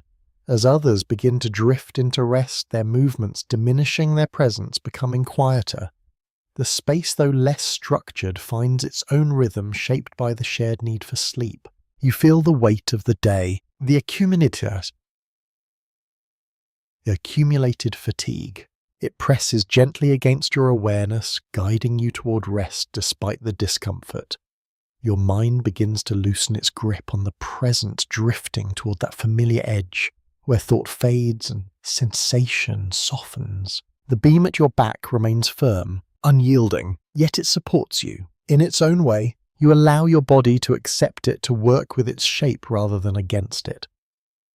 The tension eases slightly enough to create a fragile sense of balance. Sleep approaches, not comfortably, but steadily, and as you drift into this improvised rest, surrounded by others who have done the same, you become part of a quiet adaptation, a shared response to conditions that refuse to remain constant. Here in the shifting interior of a ship held by ice, you find rest not in design but in necessity, shaped moment by the world around you. You feel the warmth before you fully understand its source. It spreads slowly through your chest, not the deep, lasting warmth of layered wool or shared body heat, but something quicker, more fleeting. It begins as a gentle glow, then rises, softening the edges of the cold that surrounds you. A cup rests in your hand. You do not remember taking it, but here it is. The liquid inside is dark, faintly steaming, carrying a sharp, familiar scent. Not pleasant, not entirely harsh, but unmistakable. Spirits diluted just enough to be drinkable, offered at the end of a long watch or before uncertain rest. You lift it slightly. The warmth reaches your fingers. It feels good. Sailors often relied on alcohol during Arctic voyages, not only for morale, but as a perceived aid against the cold. It was distributed in controlled amounts, sometimes as part of daily rations, sometimes reserved for moments of particular strain. You take a small sip. The liquid burns lightly as it moves down your throat, leaving a trail of warmth that spreads outward. For a moment, the cold seems to retreat, pushed back by this sudden internal heat. It is deceptive. You know this, even if the sensation is welcome. Some sailors believed strongly in the warming effects of alcohol. treating it as a necessary tool for survival. Others, particularly those with more experience, recognized its limits, understanding that while it created a feeling of warmth, it could actually increase heat loss over time. Historians still debate how widely this understanding was shared among early Arctic crews. Records suggest both perspectives existed, often side by side, shaped by personal experience and tradition. You take another sip, smaller this time. The warmth lingers, though less intensely, settling into your chest and spreading outward in gentle waves. Your muscles relax slightly, tension easing in ways that feel almost immediate. It is comforting. Briefly, around you others do the same, cups passing quietly from hand to hand, each person taking what is offered, then returning to their place. The ritual is simple, unspoken, yet consistent. A shared moment before rest. You notice the change in the air. Subtle. The scent of spirits mixes with the usual layers of oil and wool, adding a sharper note that cuts through the heaviness. It does not last long, but it leaves an impression, marking this moment as different from the others. You hold the cup for a moment longer. The warmth against your hands is almost as valuable as the drink itself. In a place where heat is scarce, even small sources become significant. You finish it. Slowly, the last of the liquid disappears, leaving behind a lingering heat that begins to fade almost as soon as it settles. You feel it receding, the cold pressing gently back into place, reclaiming the space it had briefly surrendered. It was never meant to last. There are stories of sailors who relied too heavily on such moments, seeking comfort in repeated measures that offered diminishing returns. Others avoided it entirely, preferring to rely on physical methods of warmth that proved more consistent. You set the cup aside, carefully. It makes a soft sound against the wood, barely noticeable in the quiet of the hold. The moment passes, the ritual complete, and the space returns to its usual rhythm. You adjust your coverings. The warmth from the drink has softened your awareness of the cold, making the fabric feel slightly more yielding, more accommodating. It is a temporary effect, but it eases the transition into rest. You lie back, or lean depending on your position. The support beneath you remains unchanged, firm and unyielding, yet your body responds differently now, less tense, more willing to settle. Your breathing slows. The lingering warmth spreads faintly, then begins to fade, leaving behind a subtle trace rather than a strong presence. It is enough to ease you into the first stages of rest, smoothing the edges of discomfort. Some sailors believe that this ritual also helped quiet the mind, reducing the sharpness of thought that could interfere with sleep. Others found it had little effect, their minds remaining active despite the warmth. You find yourself somewhere in between, calmer but still aware. The lantern flickers above its light, steady but alive, casting familiar shadows that move gently across the space.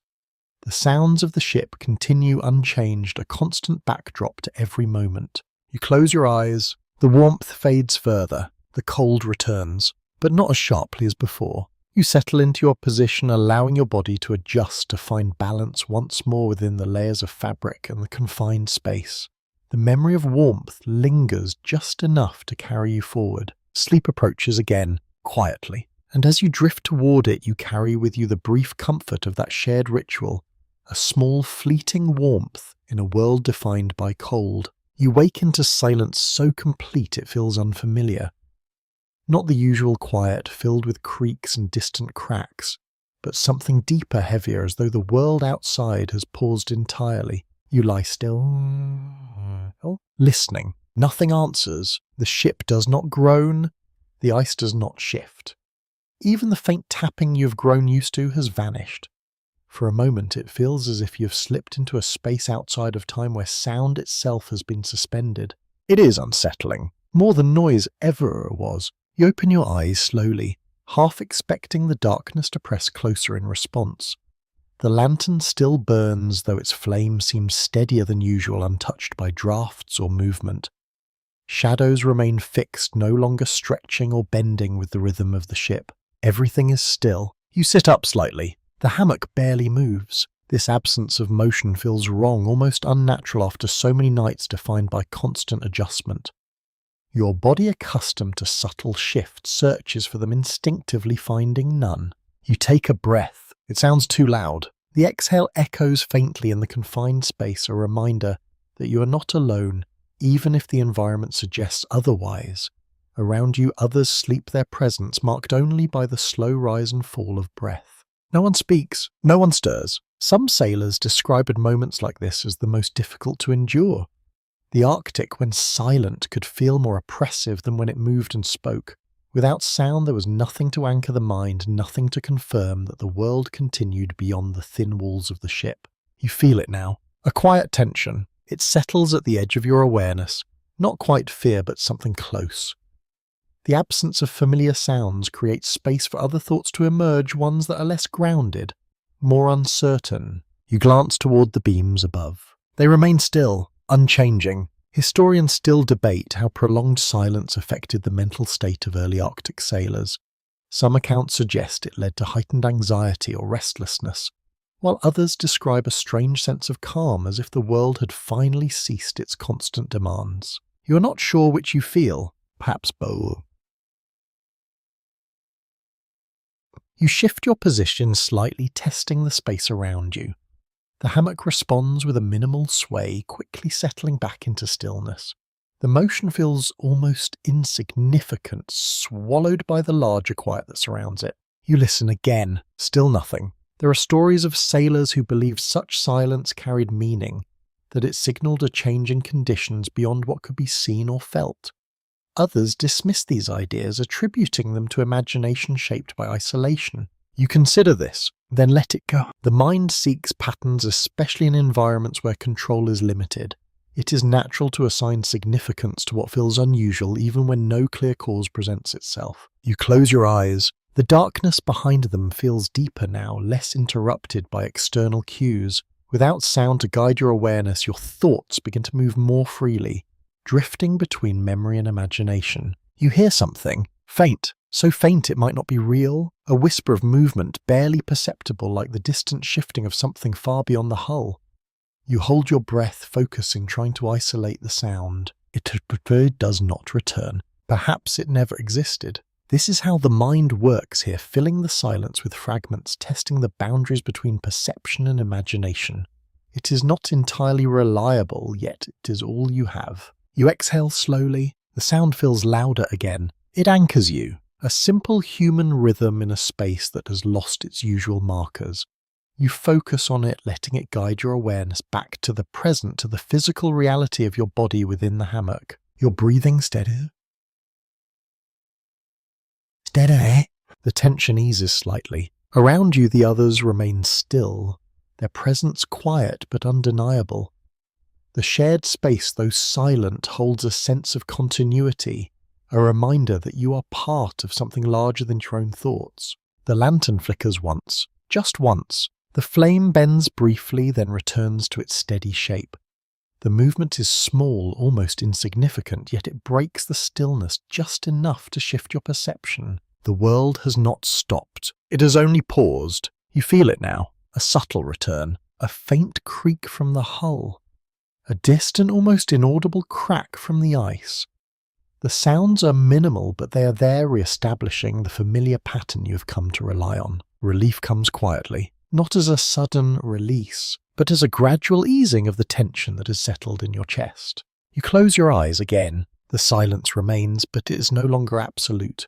It carries traces of the world beyond enough to ground you, enough to allow rest. Sleep returns slowly, cautiously, and within this delicate balance between silence and sound, you drift once more, held by the quiet presence of the ship and the vast unseen Arctic beyond. You wake to a feeling rather than a sound, a subtle pressure that seems to surround the ship from every direction.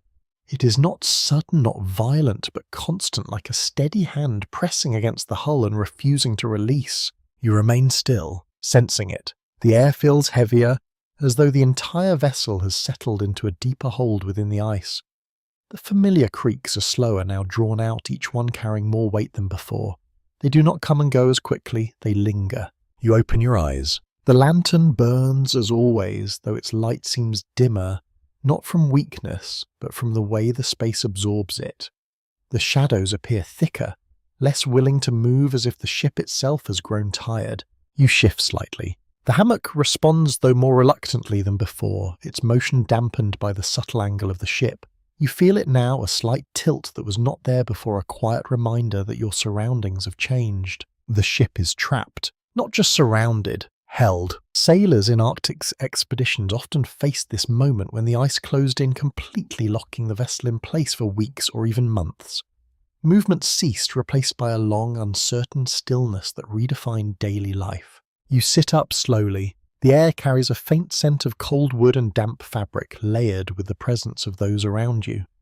It is familiar, yet heavier now, as though the confinement has intensified every aspect of it. You listen. The sounds are different, less varied. The distant cracks have softened, replaced by a steady low pressure that hums through the structure.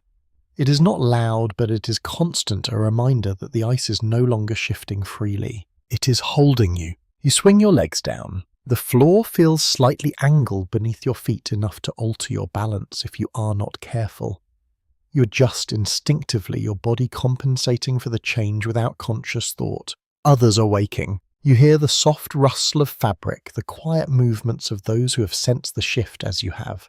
There is no urgency, no sudden alarm, only a shared awareness that something fundamental has changed. You stand, slowly. The space feels smaller now, though nothing has physically moved within it. The knowledge of being held in place alters perception, compressing the environment in subtle ways. You take a step, then another. The wood creaks beneath you, responding to your weight with a sound that feels deeper than before. It resonates through the structure, echoing faintly as if the ship has become more rigid, less forgiving. You reach for the ladder. Your hand meets the familiar cold of the wood, though it feels more solid, more grounded. The ship no longer sways with the same fluid motion. It resists. You climb. Each rung brings you closer to the surface, to the place where the change will be most visible. The air sharpens as you ascend, carrying the unmistakable scent of ice and open cold. You pause briefly, then continue. The hatch opens with effort, as though something beyond it presses inward. You push and it yields, allowing a narrow path to the deck above. You step out. The sight before you confirms what you already felt. The ship is encased. Ice surrounds it, completely stretching in every direction, unbroken and unmoving. The surface is uneven, ridged in places where pressure has forced layers upward, forming frozen waves that have solidified in mid-motion. There is no water in sight, only ice. You take a breath. The air is still. No wind, no drift. The silence here feels different from before. Not empty, but contained, as though the environment has settled into a long pause. The storm has passed, but it has left something behind. Immobility. Some sailors describe this phase as both a relief and a burden. The absence of shifting ice reduced immediate danger, yet it introduced a new challenge. The uncertainty of how long the ship would remain trapped, and what that meant for survival. Historians still debate how crews adapted psychologically to these extended periods of immobility. Some accounts suggest routine and discipline help maintain stability, while others hint at growing tension and unease as time stretched on. You walk a few steps along the deck. The surface beneath your boots is firm, unyielding, no longer responding to the subtle movements of the sea. The ship feels anchored, though not by choice. You look out. The horizon blends into the sky, both defined by the same pale darkness that has become familiar. There is no clear boundary, no sense of distance, only an endless expanse of frozen stillness. You return below. The hatch closes behind you, sealing the cold outside once more. Inside, the hold feels different now, shaped by the knowledge of what surrounds it. You move back to your place. The hammock waits. You settle into it again, the fabric adjusting beneath you, though its motion feels more restrained, less fluid than before. The ship no longer rocks you gently, it holds you steady. You pull your coverings close. The warmth builds slowly, as it always does, though the process feels more deliberate now, as if the environment demands greater effort for the same result. You close your eyes. The sounds have changed. The motion has changed. The very nature of your rest has shifted. Yet the need for sleep remains constant, guiding you back toward that fragile state where body and mind recover what they can. And as you drift once more into rest, you carry with you the quiet certainty that the world outside has stilled, holding you in place within its vast frozen grasp. You become aware of the air before anything else. Not its temperature, which remains consistently cold, but its weight, its presence as something shared and slowly changing. It fills your lungs with a familiar mixture that has grown denser over time. You inhale. It carries layers, oil from the lantern, salt embedded in clothing, damp wool that never fully dries, and beneath it all the unmistakable scent of human bodies confined within a limited space for far too long. It is not overwhelming. But it is constant. You lie still for a moment, letting the sensation settle. The air feels thicker now than it did in earlier days, less fresh, more lived in. Each breath reminds you that this space is closed, that what enters it remains circulating slowly. You turn your head slightly. The fabric near your face brushes against your cheek, carrying its own subtle scent shaped by repeated use and the quiet accumulation of moisture and time. It is familiar now, almost comforting in its consistency. Sailors often noted the atmosphere below deck during long Arctic voyages, describing it as heavy, sometimes oppressive, yet also strangely grounding. It marked the space as inhabited, as maintained, even when conditions outside felt vast and indifferent. You exhale slowly. The breath lingers. For a brief moment you see it, a faint cloud forming in the cold air before dissolving into the larger mixture. It joins everything else, contributing to the gradual layering that defines this environment. You sit up slightly. The hammock sways through less than before, its movement muted by the stillness of the trapped ship. Around you others rest or stir quietly, their presence adding to the shared atmosphere in ways that are subtle but undeniable. You notice the sounds, breathing, shifting fabric, the faint creak of wood. They blend together, forming a quiet backdrop. The smell intensifies slightly as you move disturbed air carrying new layers toward you. It is not unpleasant, not in the way you might expect. Instead, it feels lived, in a sign of endurance rather than neglect. You adjust your coverings. The fabric releases a faint scent as it shifts something earthy, grounded, tied to the materials themselves. Wool especially carries a distinct smell when worn for long periods, one that becomes part of the environment rather than separate from it. Historians still debate how sailors coped with these conditions over extended voyages. Some accounts suggest regular attempts at ventilation, opening hatches when possible to refresh the air. Others imply that such opportunities were limited, leaving crews to adapt to the atmosphere as it evolved. You consider this. The idea of fresh air feels distant, almost abstract. You take another breath. The weight remains, yet your body accepts it. Adaptation happens quietly here without announcement or recognition. What once might have felt oppressive becomes normal, integrated into your awareness without resistance. You lean back again. The hammock supports you, its familiar curve, guiding your posture into a position that conserves energy. Your body relaxes slightly, responding to the consistency of the environment. A faint cough sounds nearby, then another. It echoes softly, a reminder that the air, while breathable, carries its own challenges. Dryness, cold, and confinement all leave their mark, shaping the way bodies respond over time. You listen briefly, then let it fade. There is little to be done in the moment. The conditions are shared, accepted, endured collectively rather than individually altered. You close your eyes. The scent remains. It does not disappear with the absence of sight. Instead, it becomes more pronounced, filling the space where visual cues once guided your awareness. You focus on your breathing, letting it anchor you within the layered atmosphere. Inhale, exhale. Each cycle blends you further into the environment, reducing the distinction between self and space. You're part of it now, just as it is part of you.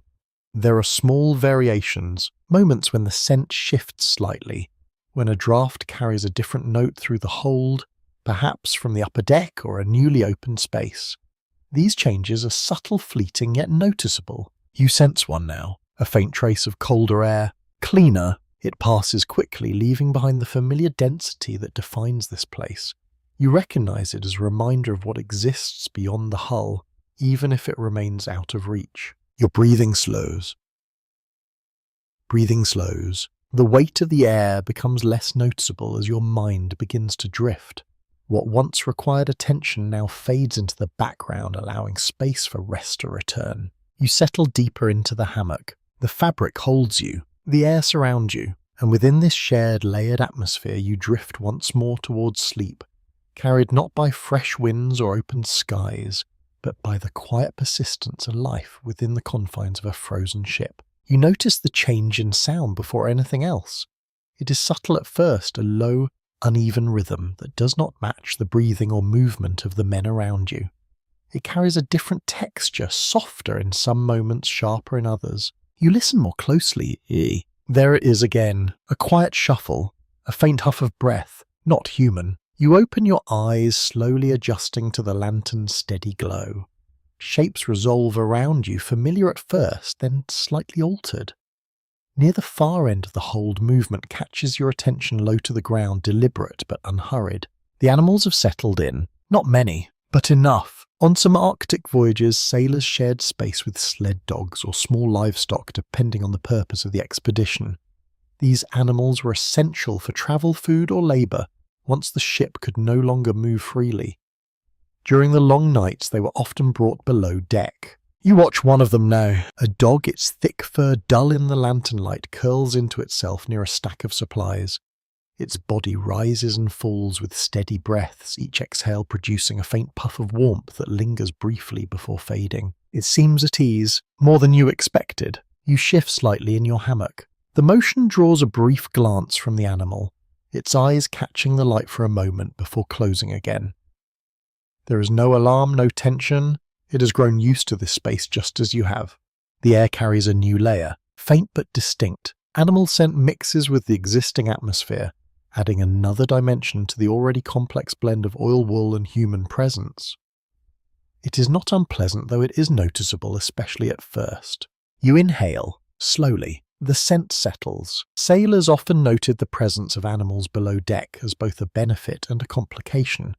The additional body heat they provided could make a measurable difference in such cold conditions, especially in confined spaces where warmth accumulated gradually. You feel it now, a slight increase. Not dramatic, but present. Historians still debate how commonly animals were kept within sleeping quarters during Arctic winters.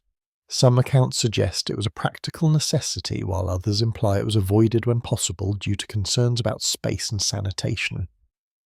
The truth likely varied depending on the situation. You listen again. The sounds continue. Soft breathing, occasional movement, a quiet scratch against wood. They blend into the environment, quickly becoming part of the background just as the creaks of the ship once did. Your awareness adjusts, incorporating these new elements without resistance. Nearby, another sailor shifts. The hammock sways gently and the motion carries outward, causing a subtle ripple through the row. One of the animals lifts its head briefly, then lowers it again unconcerned. There is a calm here, unexpected. You observe the way the animals settle their bodies instinctively, conserving heat, their movements economical and precise. They seem to understand the environment in ways that do not require thought, responding naturally to conditions that challenge you more directly. You feel a quiet respect for that. A small pause follows, then stillness. Some sailors believe that the presence of animals improved sleep not only through added warmth, but through the subtle comfort of companionship. Others found the additional noise and scent disruptive, especially during already difficult nights. You find yourself somewhere between, aware, but not disturbed. You adjust your coverings slightly. The warmth feels more stable now, less fragile than before. It is a small difference, yet it changes the way your body responds, allowing muscles to relax just a little more. Your breathing slows, matching the rhythm around you. Human and animal, a shared cadence. The lantern flickers once its light catching on the fur of the nearest dog, highlighting its texture before fading back into shadow. The effect is brief, but it draws your attention to the quiet presence that has joined your space. You close your eyes again. The sounds remain. They do not interrupt. They accompany. Outside the ice holds firm, the ship remains still, and within the hold a new balance has formed. One that includes more than just the crew. It is a subtle shift, yet it changes the atmosphere in ways that are difficult to define. You drift towards sleep, carried by the combined warmth of bodies, the steady rhythm of breathing, and the quiet presence of creatures who share this confined world with you. And in that shared stillness you find a slightly deeper rest shaped not only by human endurance, but by the quiet companionship of those who endure alongside you. You begin to notice the change not in darkness, but in its absence. At first, it feels like a trick of the lantern, a slight brightening that does not quite belong. You keep your eyes closed, unsure whether the difference is real or imagined. Then it grows, slowly, reluctantly. You open your eyes. The light is different. Not strong, not overwhelming, but present in a way it has not been for many nights. It seeps through small gaps, filtering down from above in faint pale strands that soften the edges of the hold. You sit up slightly. The hammock sways beneath you. You look toward the hatch. There it is, a suggestion of daylight. After long stretches of darkness, the return of light does not arrive suddenly. It creeps in, almost shy, touching the world in small increments that feel uncertain at first. The Arctic summer begins this way, slowly reclaiming the sky. You feel it in your chest, a quiet shift. Sailors often describe this transition as both welcome and unsettling. The return of light brought relief from the endless night, yet it also disrupted the fragile patterns of rest that had formed in its absence. You notice it now. Sleep feels different, less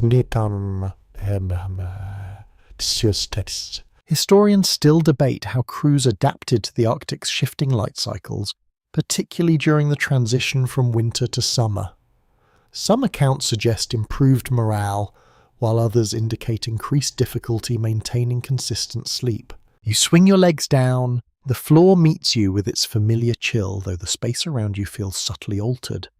The lantern still burns, but its light no longer dominates. It blends with a faint glow filtering in from above. You stand, slowly. Around you others are waking as well, their movements carrying a different energy.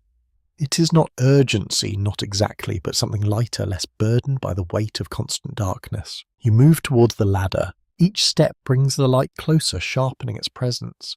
The air shifts as well, carrying a cleaner edge that hints at the world outside. You pause briefly, then continue. The hatch opens. The brightness meets you. It is not harsh, not blinding, but it feels intense after so long without it.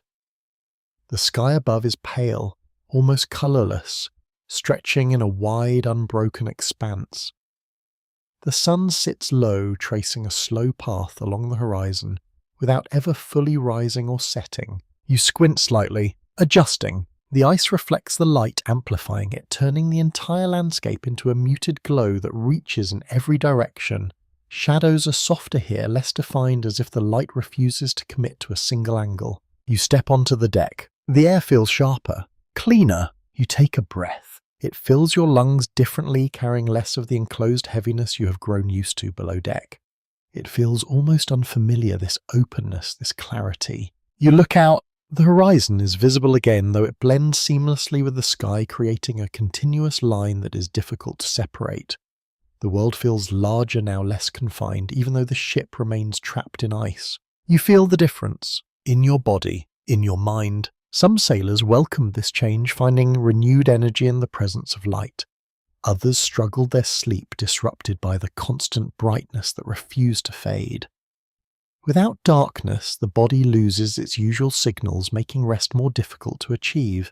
You consider this. Already you feel it, a subtle resistance to returning below. You remain on deck for a moment longer. The light surrounds you, soft yet persistent, altering your perception of time and space.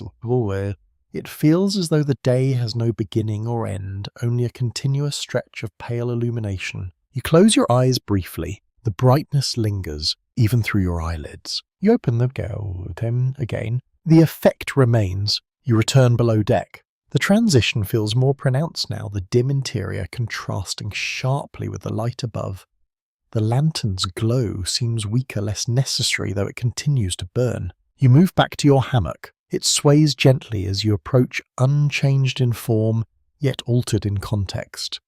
The space feels different now, less isolated, more connected to the world beyond the hull. You lie down. The fabric supports you as always. But sleep does not come as easily. The memory of light lingers, pressing against your awareness, making it harder to settle into the same patterns that once guided your rest. Your body hesitates, unsure how to respond to this new rhythm. You adjust your coverings. Close your eyes. Breathe slowly. The The sounds of the ship remain, the presence of others continues, yet something has shifted. The balance between light and dark, between wakefulness and rest, has been altered. Sleep will come, eventually, but it will not be the same. And as you lie there, suspended between the fading memory of darkness and the quiet persistence of returning light, you begin to understand that even rest must adapt to the changing face of the Arctic world. You begin to notice that sleep does not simply happen here. It is prepared for, shaped by small repeated actions that gather meaning over time. Each evening, or what passes for evening, carries its own quiet sequence. You follow it without thinking, almost instinctively. You sit at the edge of your hammock, hands moving slowly over your clothing, checking each layer with deliberate care. The process is not hurried. It cannot be. Every fold, every seam, every overlap holds importance. You smooth the fabric along your arms, then your chest, ensuring that no gaps remain where cold might slip through unnoticed. It is a habit learned through experience, refined night after night until it becomes part of your routine. You pause briefly, a breath, then continue. Sailors developed these rituals as a way to bring some sense of order to an environment that offered very little control. While the Arctic could not be shaped or softened, the preparation for sleep could be managed, creating a small area of predictability. You adjust your socks carefully. Your feet, as always, demand attention. Layers are repositioned, tightened just enough to hold warmth without restricting movement. The balance is delicate, and you feel it through practice rather than thought. Nearby others perform similar actions, quietly. There is no need for instruction. Each person knows their own method, their own sequence shaped by what has worked and what has not.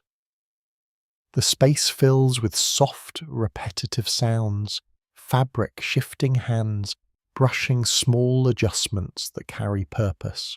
You reach for your blanket. The material feels familiar beneath your fingers, its texture shaped by use and time. You lift it slightly, allowing air to move through it, then settle it back into place. This simple act helps redistribute warmth, preventing cold spots from forming too quickly. It is a small detail, but it matters. Historians still debate how structured these routines were among different crews. Some accounts suggest strict discipline, with established practices followed closely. Others imply a more personal approach, with each sailor adapting their own habits over time. You find yourself somewhere in between, guided by both. You tuck the edges of your coverings around you, sealing in the warmth that has begun to gather. The movement is slow, careful, ensuring that the layers overlap correctly. Any gap, no matter how small, can make a difference. You feel it, the gradual build of heat. Your hands move to your face. A scarf is adjusted, positioned to protect against the cold air while still allowing you to breathe comfortably. It is a simple arrangement, yet it requires attention, as too much coverage can create its own discomfort. You pause again, listening. The sounds of the ship remain steady, a constant presence that underlies every action. The creaks, the faint shifts, the distant echoes of ice all continue unchanged by your preparation. They become part of it, a background to your ritual. Some sailors believed that these routines did more than prepare the body. They helped settle the mind, creating a transition between wakefulness and rest that made sleep more attainable. Others saw them as purely practical, necessary, but without deeper effect. You consider this. Then let the thought pass. Your focus returns to the present, to the sequence of movements that guide you toward rest. Each action follows the last, forming a chain that leads naturally to stillness. You lie back, slowly. The hammock receives you, its familiar curve supporting your body as it has many times before. The fabric sways gently, then settles, responding to your weight with quiet consistency. You pull the blanket closer, tighter. The warmth gathers more fully now, held within the layers you have arranged. It is not immediate, but it is reliable, building gradually as your body contributes its own heat. Your breathing slows. The rhythm becomes steady. Inhale, exhale. The ritual continues even here within stillness, as your body follows patterns it has learned, preparing itself for rest in ways that no longer require conscious thought. The lantern flickers above. Its light remains constant, though it feels less intrusive now, as if your awareness has shifted away from it. The shadows move, but you no longer follow them. You close your eyes. The final step. There is a sense of completion, a quiet acknowledgement that you have done what you can to prepare. The rest is no longer in your control, shaped instead by the environment and the needs of your body. Sleep approaches gently, and as you drift toward it, you carry with you the comfort of routine, the small repeated actions that create a space for rest within a world that offers none freely. You wake to discomfort that does not fade with movement. It sits deeper beneath the surface, a quiet ache that lingers no matter how carefully you adjust your position. At first, you try to ignore it. You shift slightly, the hammock sways, the sensation remains. It is not sharp, not overwhelming, but persistent enough to draw your attention again and again.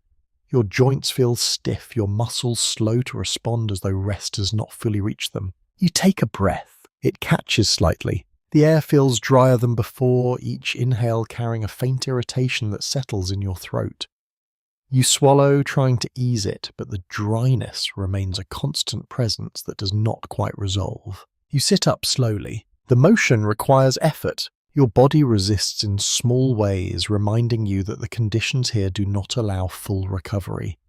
Sleep, while necessary, is never complete. It restores only what it can. Nearby, another sailor coughs. The sound is harsher now, deeper, lingering longer before fading. It echoes through the hold, followed by a brief silence that feels heavier than usual. You listen. There are more. Not loud, but present. Sailors on long Arctic voyages often faced a range of physical challenges that made rest difficult.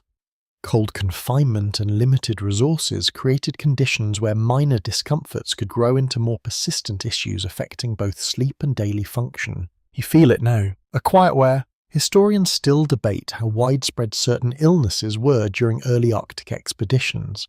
Some accounts describe relatively stable conditions, while others suggest that fatigue exposure and poor air quality contributed to ongoing health concerns. You rub your hands together. The friction creates a brief warmth, though it fades quickly.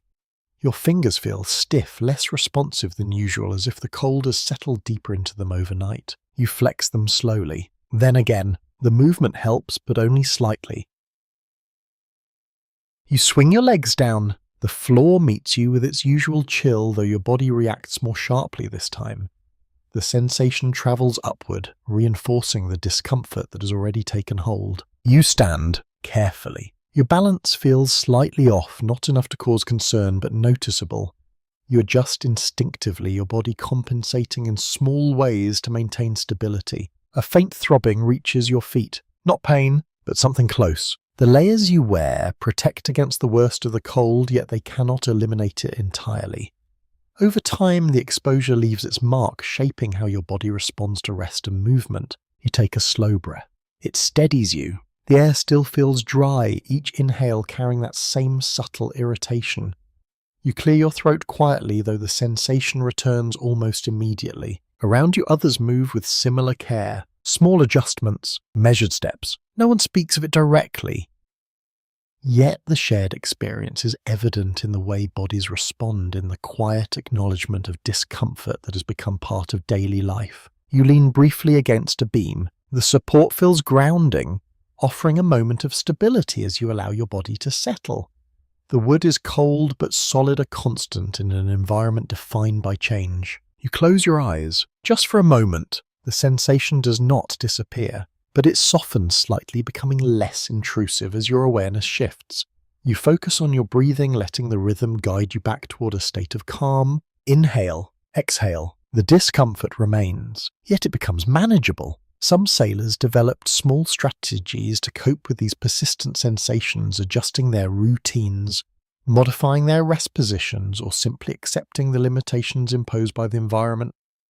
Others struggled more deeply, finding it difficult to adapt. You consider this, then return to the present. Your body begins to adjust, again finding a new balance within the discomfort. It is not ideal, but it is sufficient. The human body, you realize, is capable of enduring more than it might seem. You move back towards your hammock. It sways gently as you approach, unchanged in form, offering the same limited support it always has. You ease into it carefully, allowing your body to settle without sudden movement. The fabric holds you. The warmth gathers slowly. Your breathing steadies once more, though the dryness remains a subtle reminder of the environment's effect.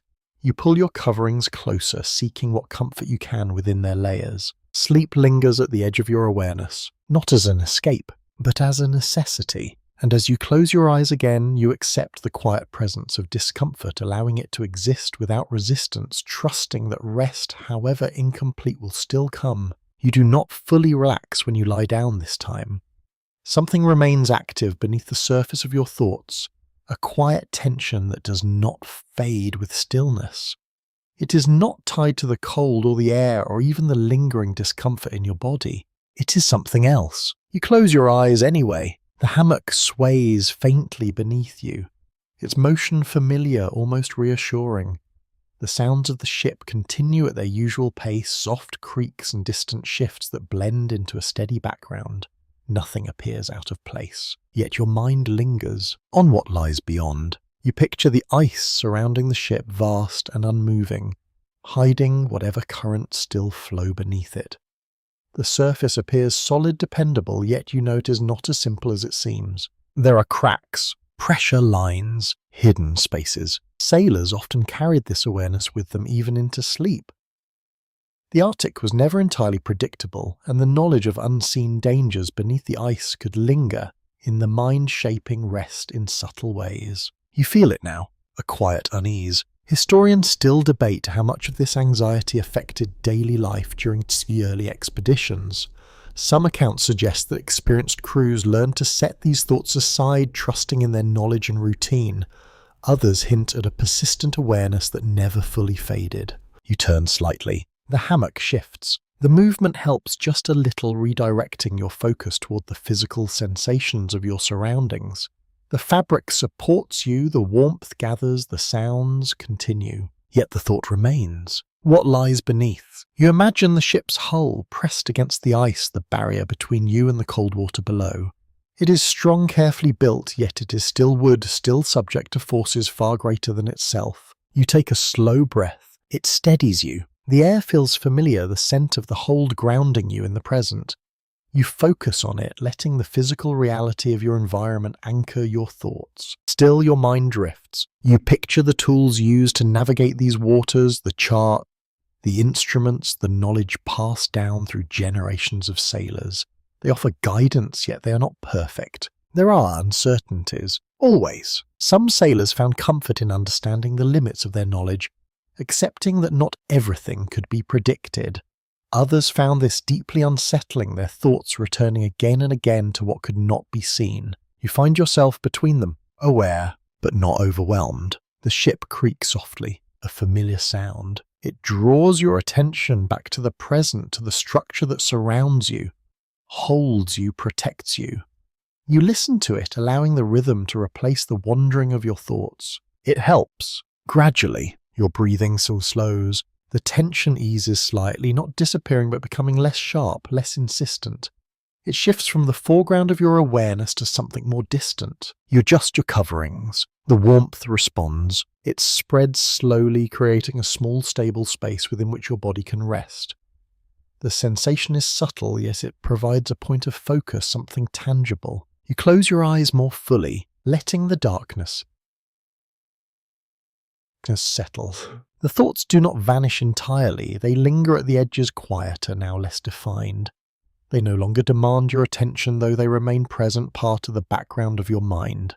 This is how rest comes here. Not by clearing the mind completely, but by allowing it to quiet. You listen once more.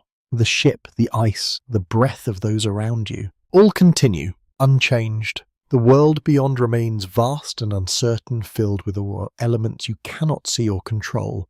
Yet within this confined space you find a measure of stability enough to support the fragile process of sleep. You exhale slowly. The air moves, the moment passes, and as your awareness softens, drifting further from the questions that linger, you settle once more into a state of quiet rest, held between knowledge and uncertainty, between the known and the unseen. You begin to notice it in the small details first, not in the structure of the ship or the weight of the cold, but in the way those around you prepare for rest. The differences are quiet, subtle, yet they shape the rhythm of the space. You watch without meaning to. A sailor across from you wraps his blanket in a particular way, folding one corner over his shoulder before settling down. Another adjusts his position differently, lying flatter, arms placed at his sides rather than tucked close. These variations matter. Even here, crews on Arctic voyages often came from different regions, bringing with them habits shaped by their own cultures and experiences. The way one person approached sleep could differ significantly from another, even under the same conditions. You notice it more clearly now. The contrast. Some prefer tighter layers, securing every edge to trap warmth as completely as possible. Others leave small gaps, allowing for slight movement, perhaps valuing comfort over strict insulation. Neither approach is entirely right or wrong, just different. You shift slightly in your hammock. The motion carries through the line and you see how others respond.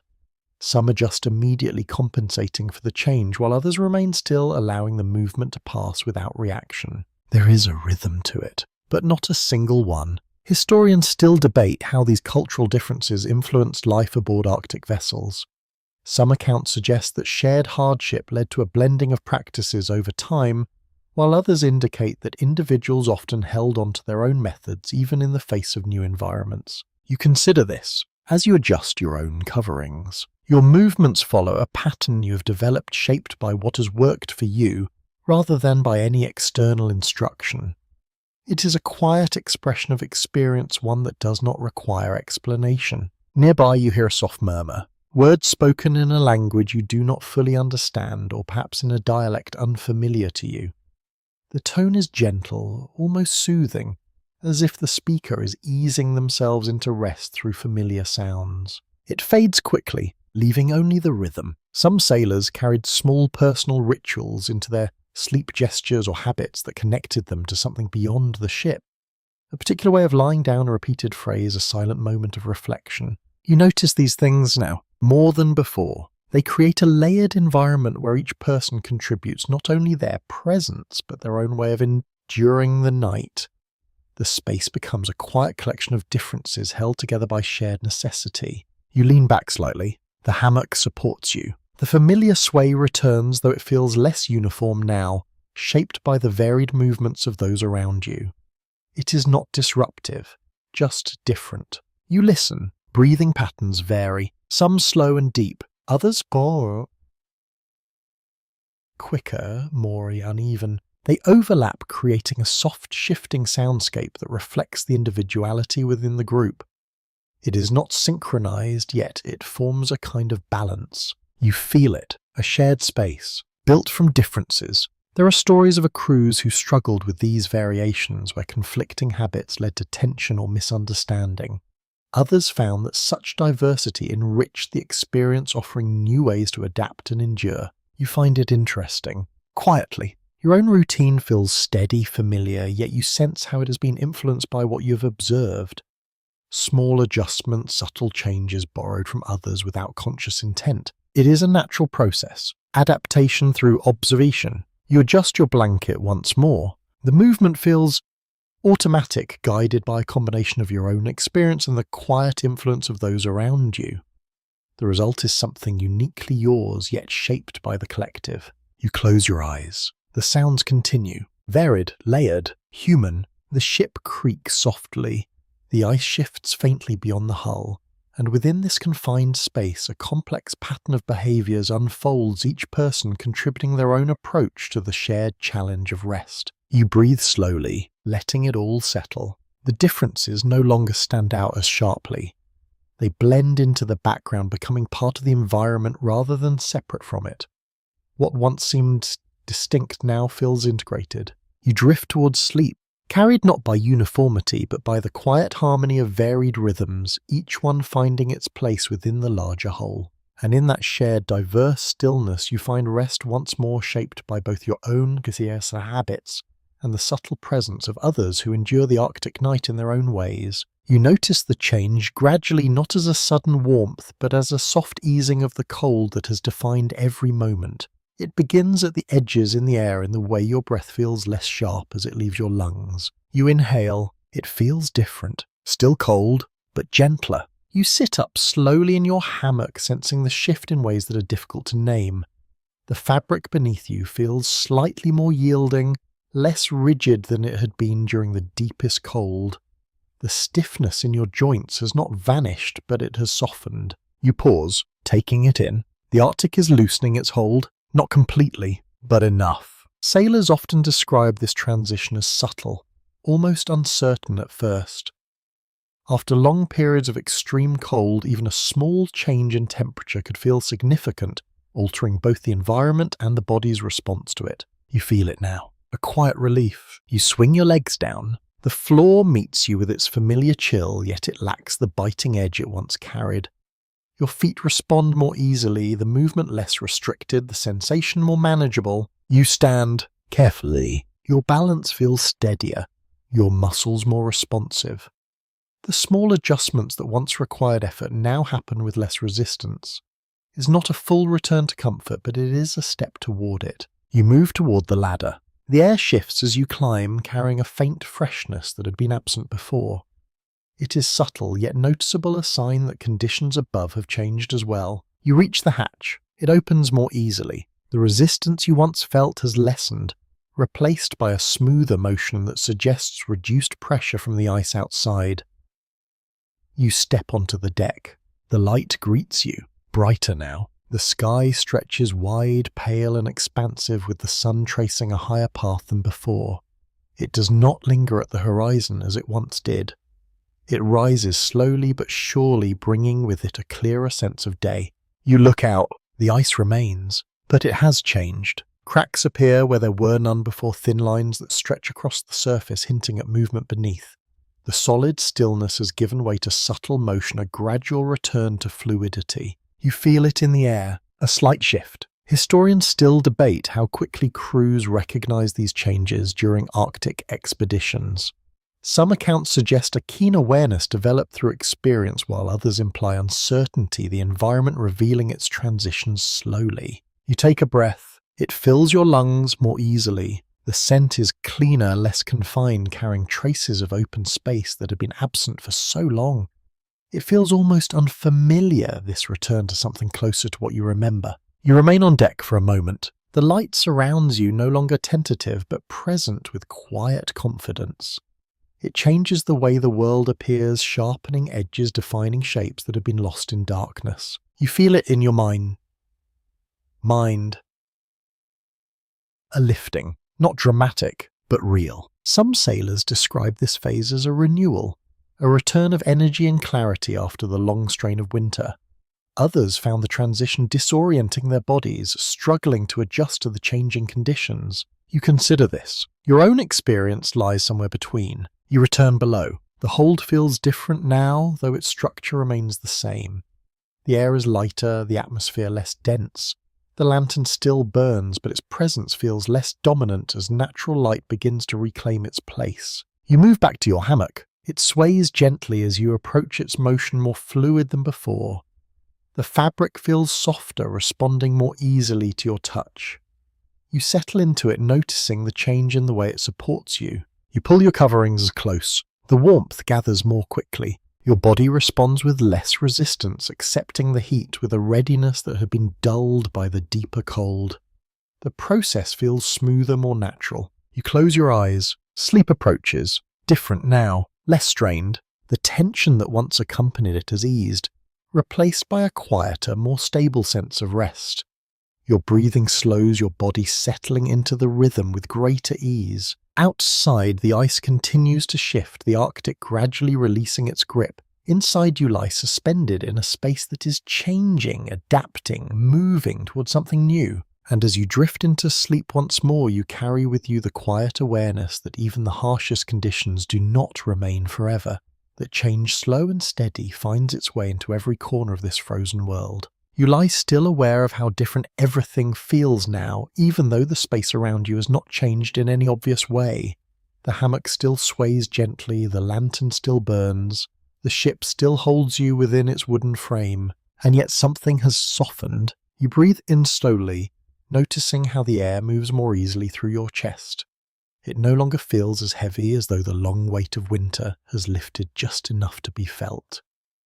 Around you, the quiet presence of others remains, though even that seems lighter. Somehow, you close your eyes, not from exhaustion, but from ease. There was a time not so long ago when sleep felt like a fragile thing, something you had to hold carefully, protect from the cold, from the noise, from the uncertainty that pressed in from every side. Now it feels closer, more willing to come without resistance. You feel it, that quiet shift. Sailors who survived long Arctic winters often carried these memories with them, not as singular moments, but as a gradual transformation. The way sleep changed from restless fragments to something steadier marked the passage of time as clearly as any calendar. Historians still debate how deeply these experiences shaped those who endured them. Some accounts speak of resilience, of adaptation that strengthened the mind and body. Others suggest a lingering unease, a memory of the cold that never fully faded. You rest your hands against your sides. The fabric beneath your fingers feels familiar, softened by use, shaped by countless nights of adjustment and care. It has become part of your experience as much as the ship itself. You listen. The sounds are gentle, a soft creak, a distant shift, the quiet rhythm of breathing around you. They no longer feel intrusive. They belong. You take a slow breath, then another. Your body settles deeper into the hammock, the curve supporting you in a way that now feels natural. What once required effort has become instinct, the small adjustments, the careful positioning, all woven into your sense of rest. You remember the first nights, the sharp cold, the restless sleep, the uncertainty. It feels distant now, not for us.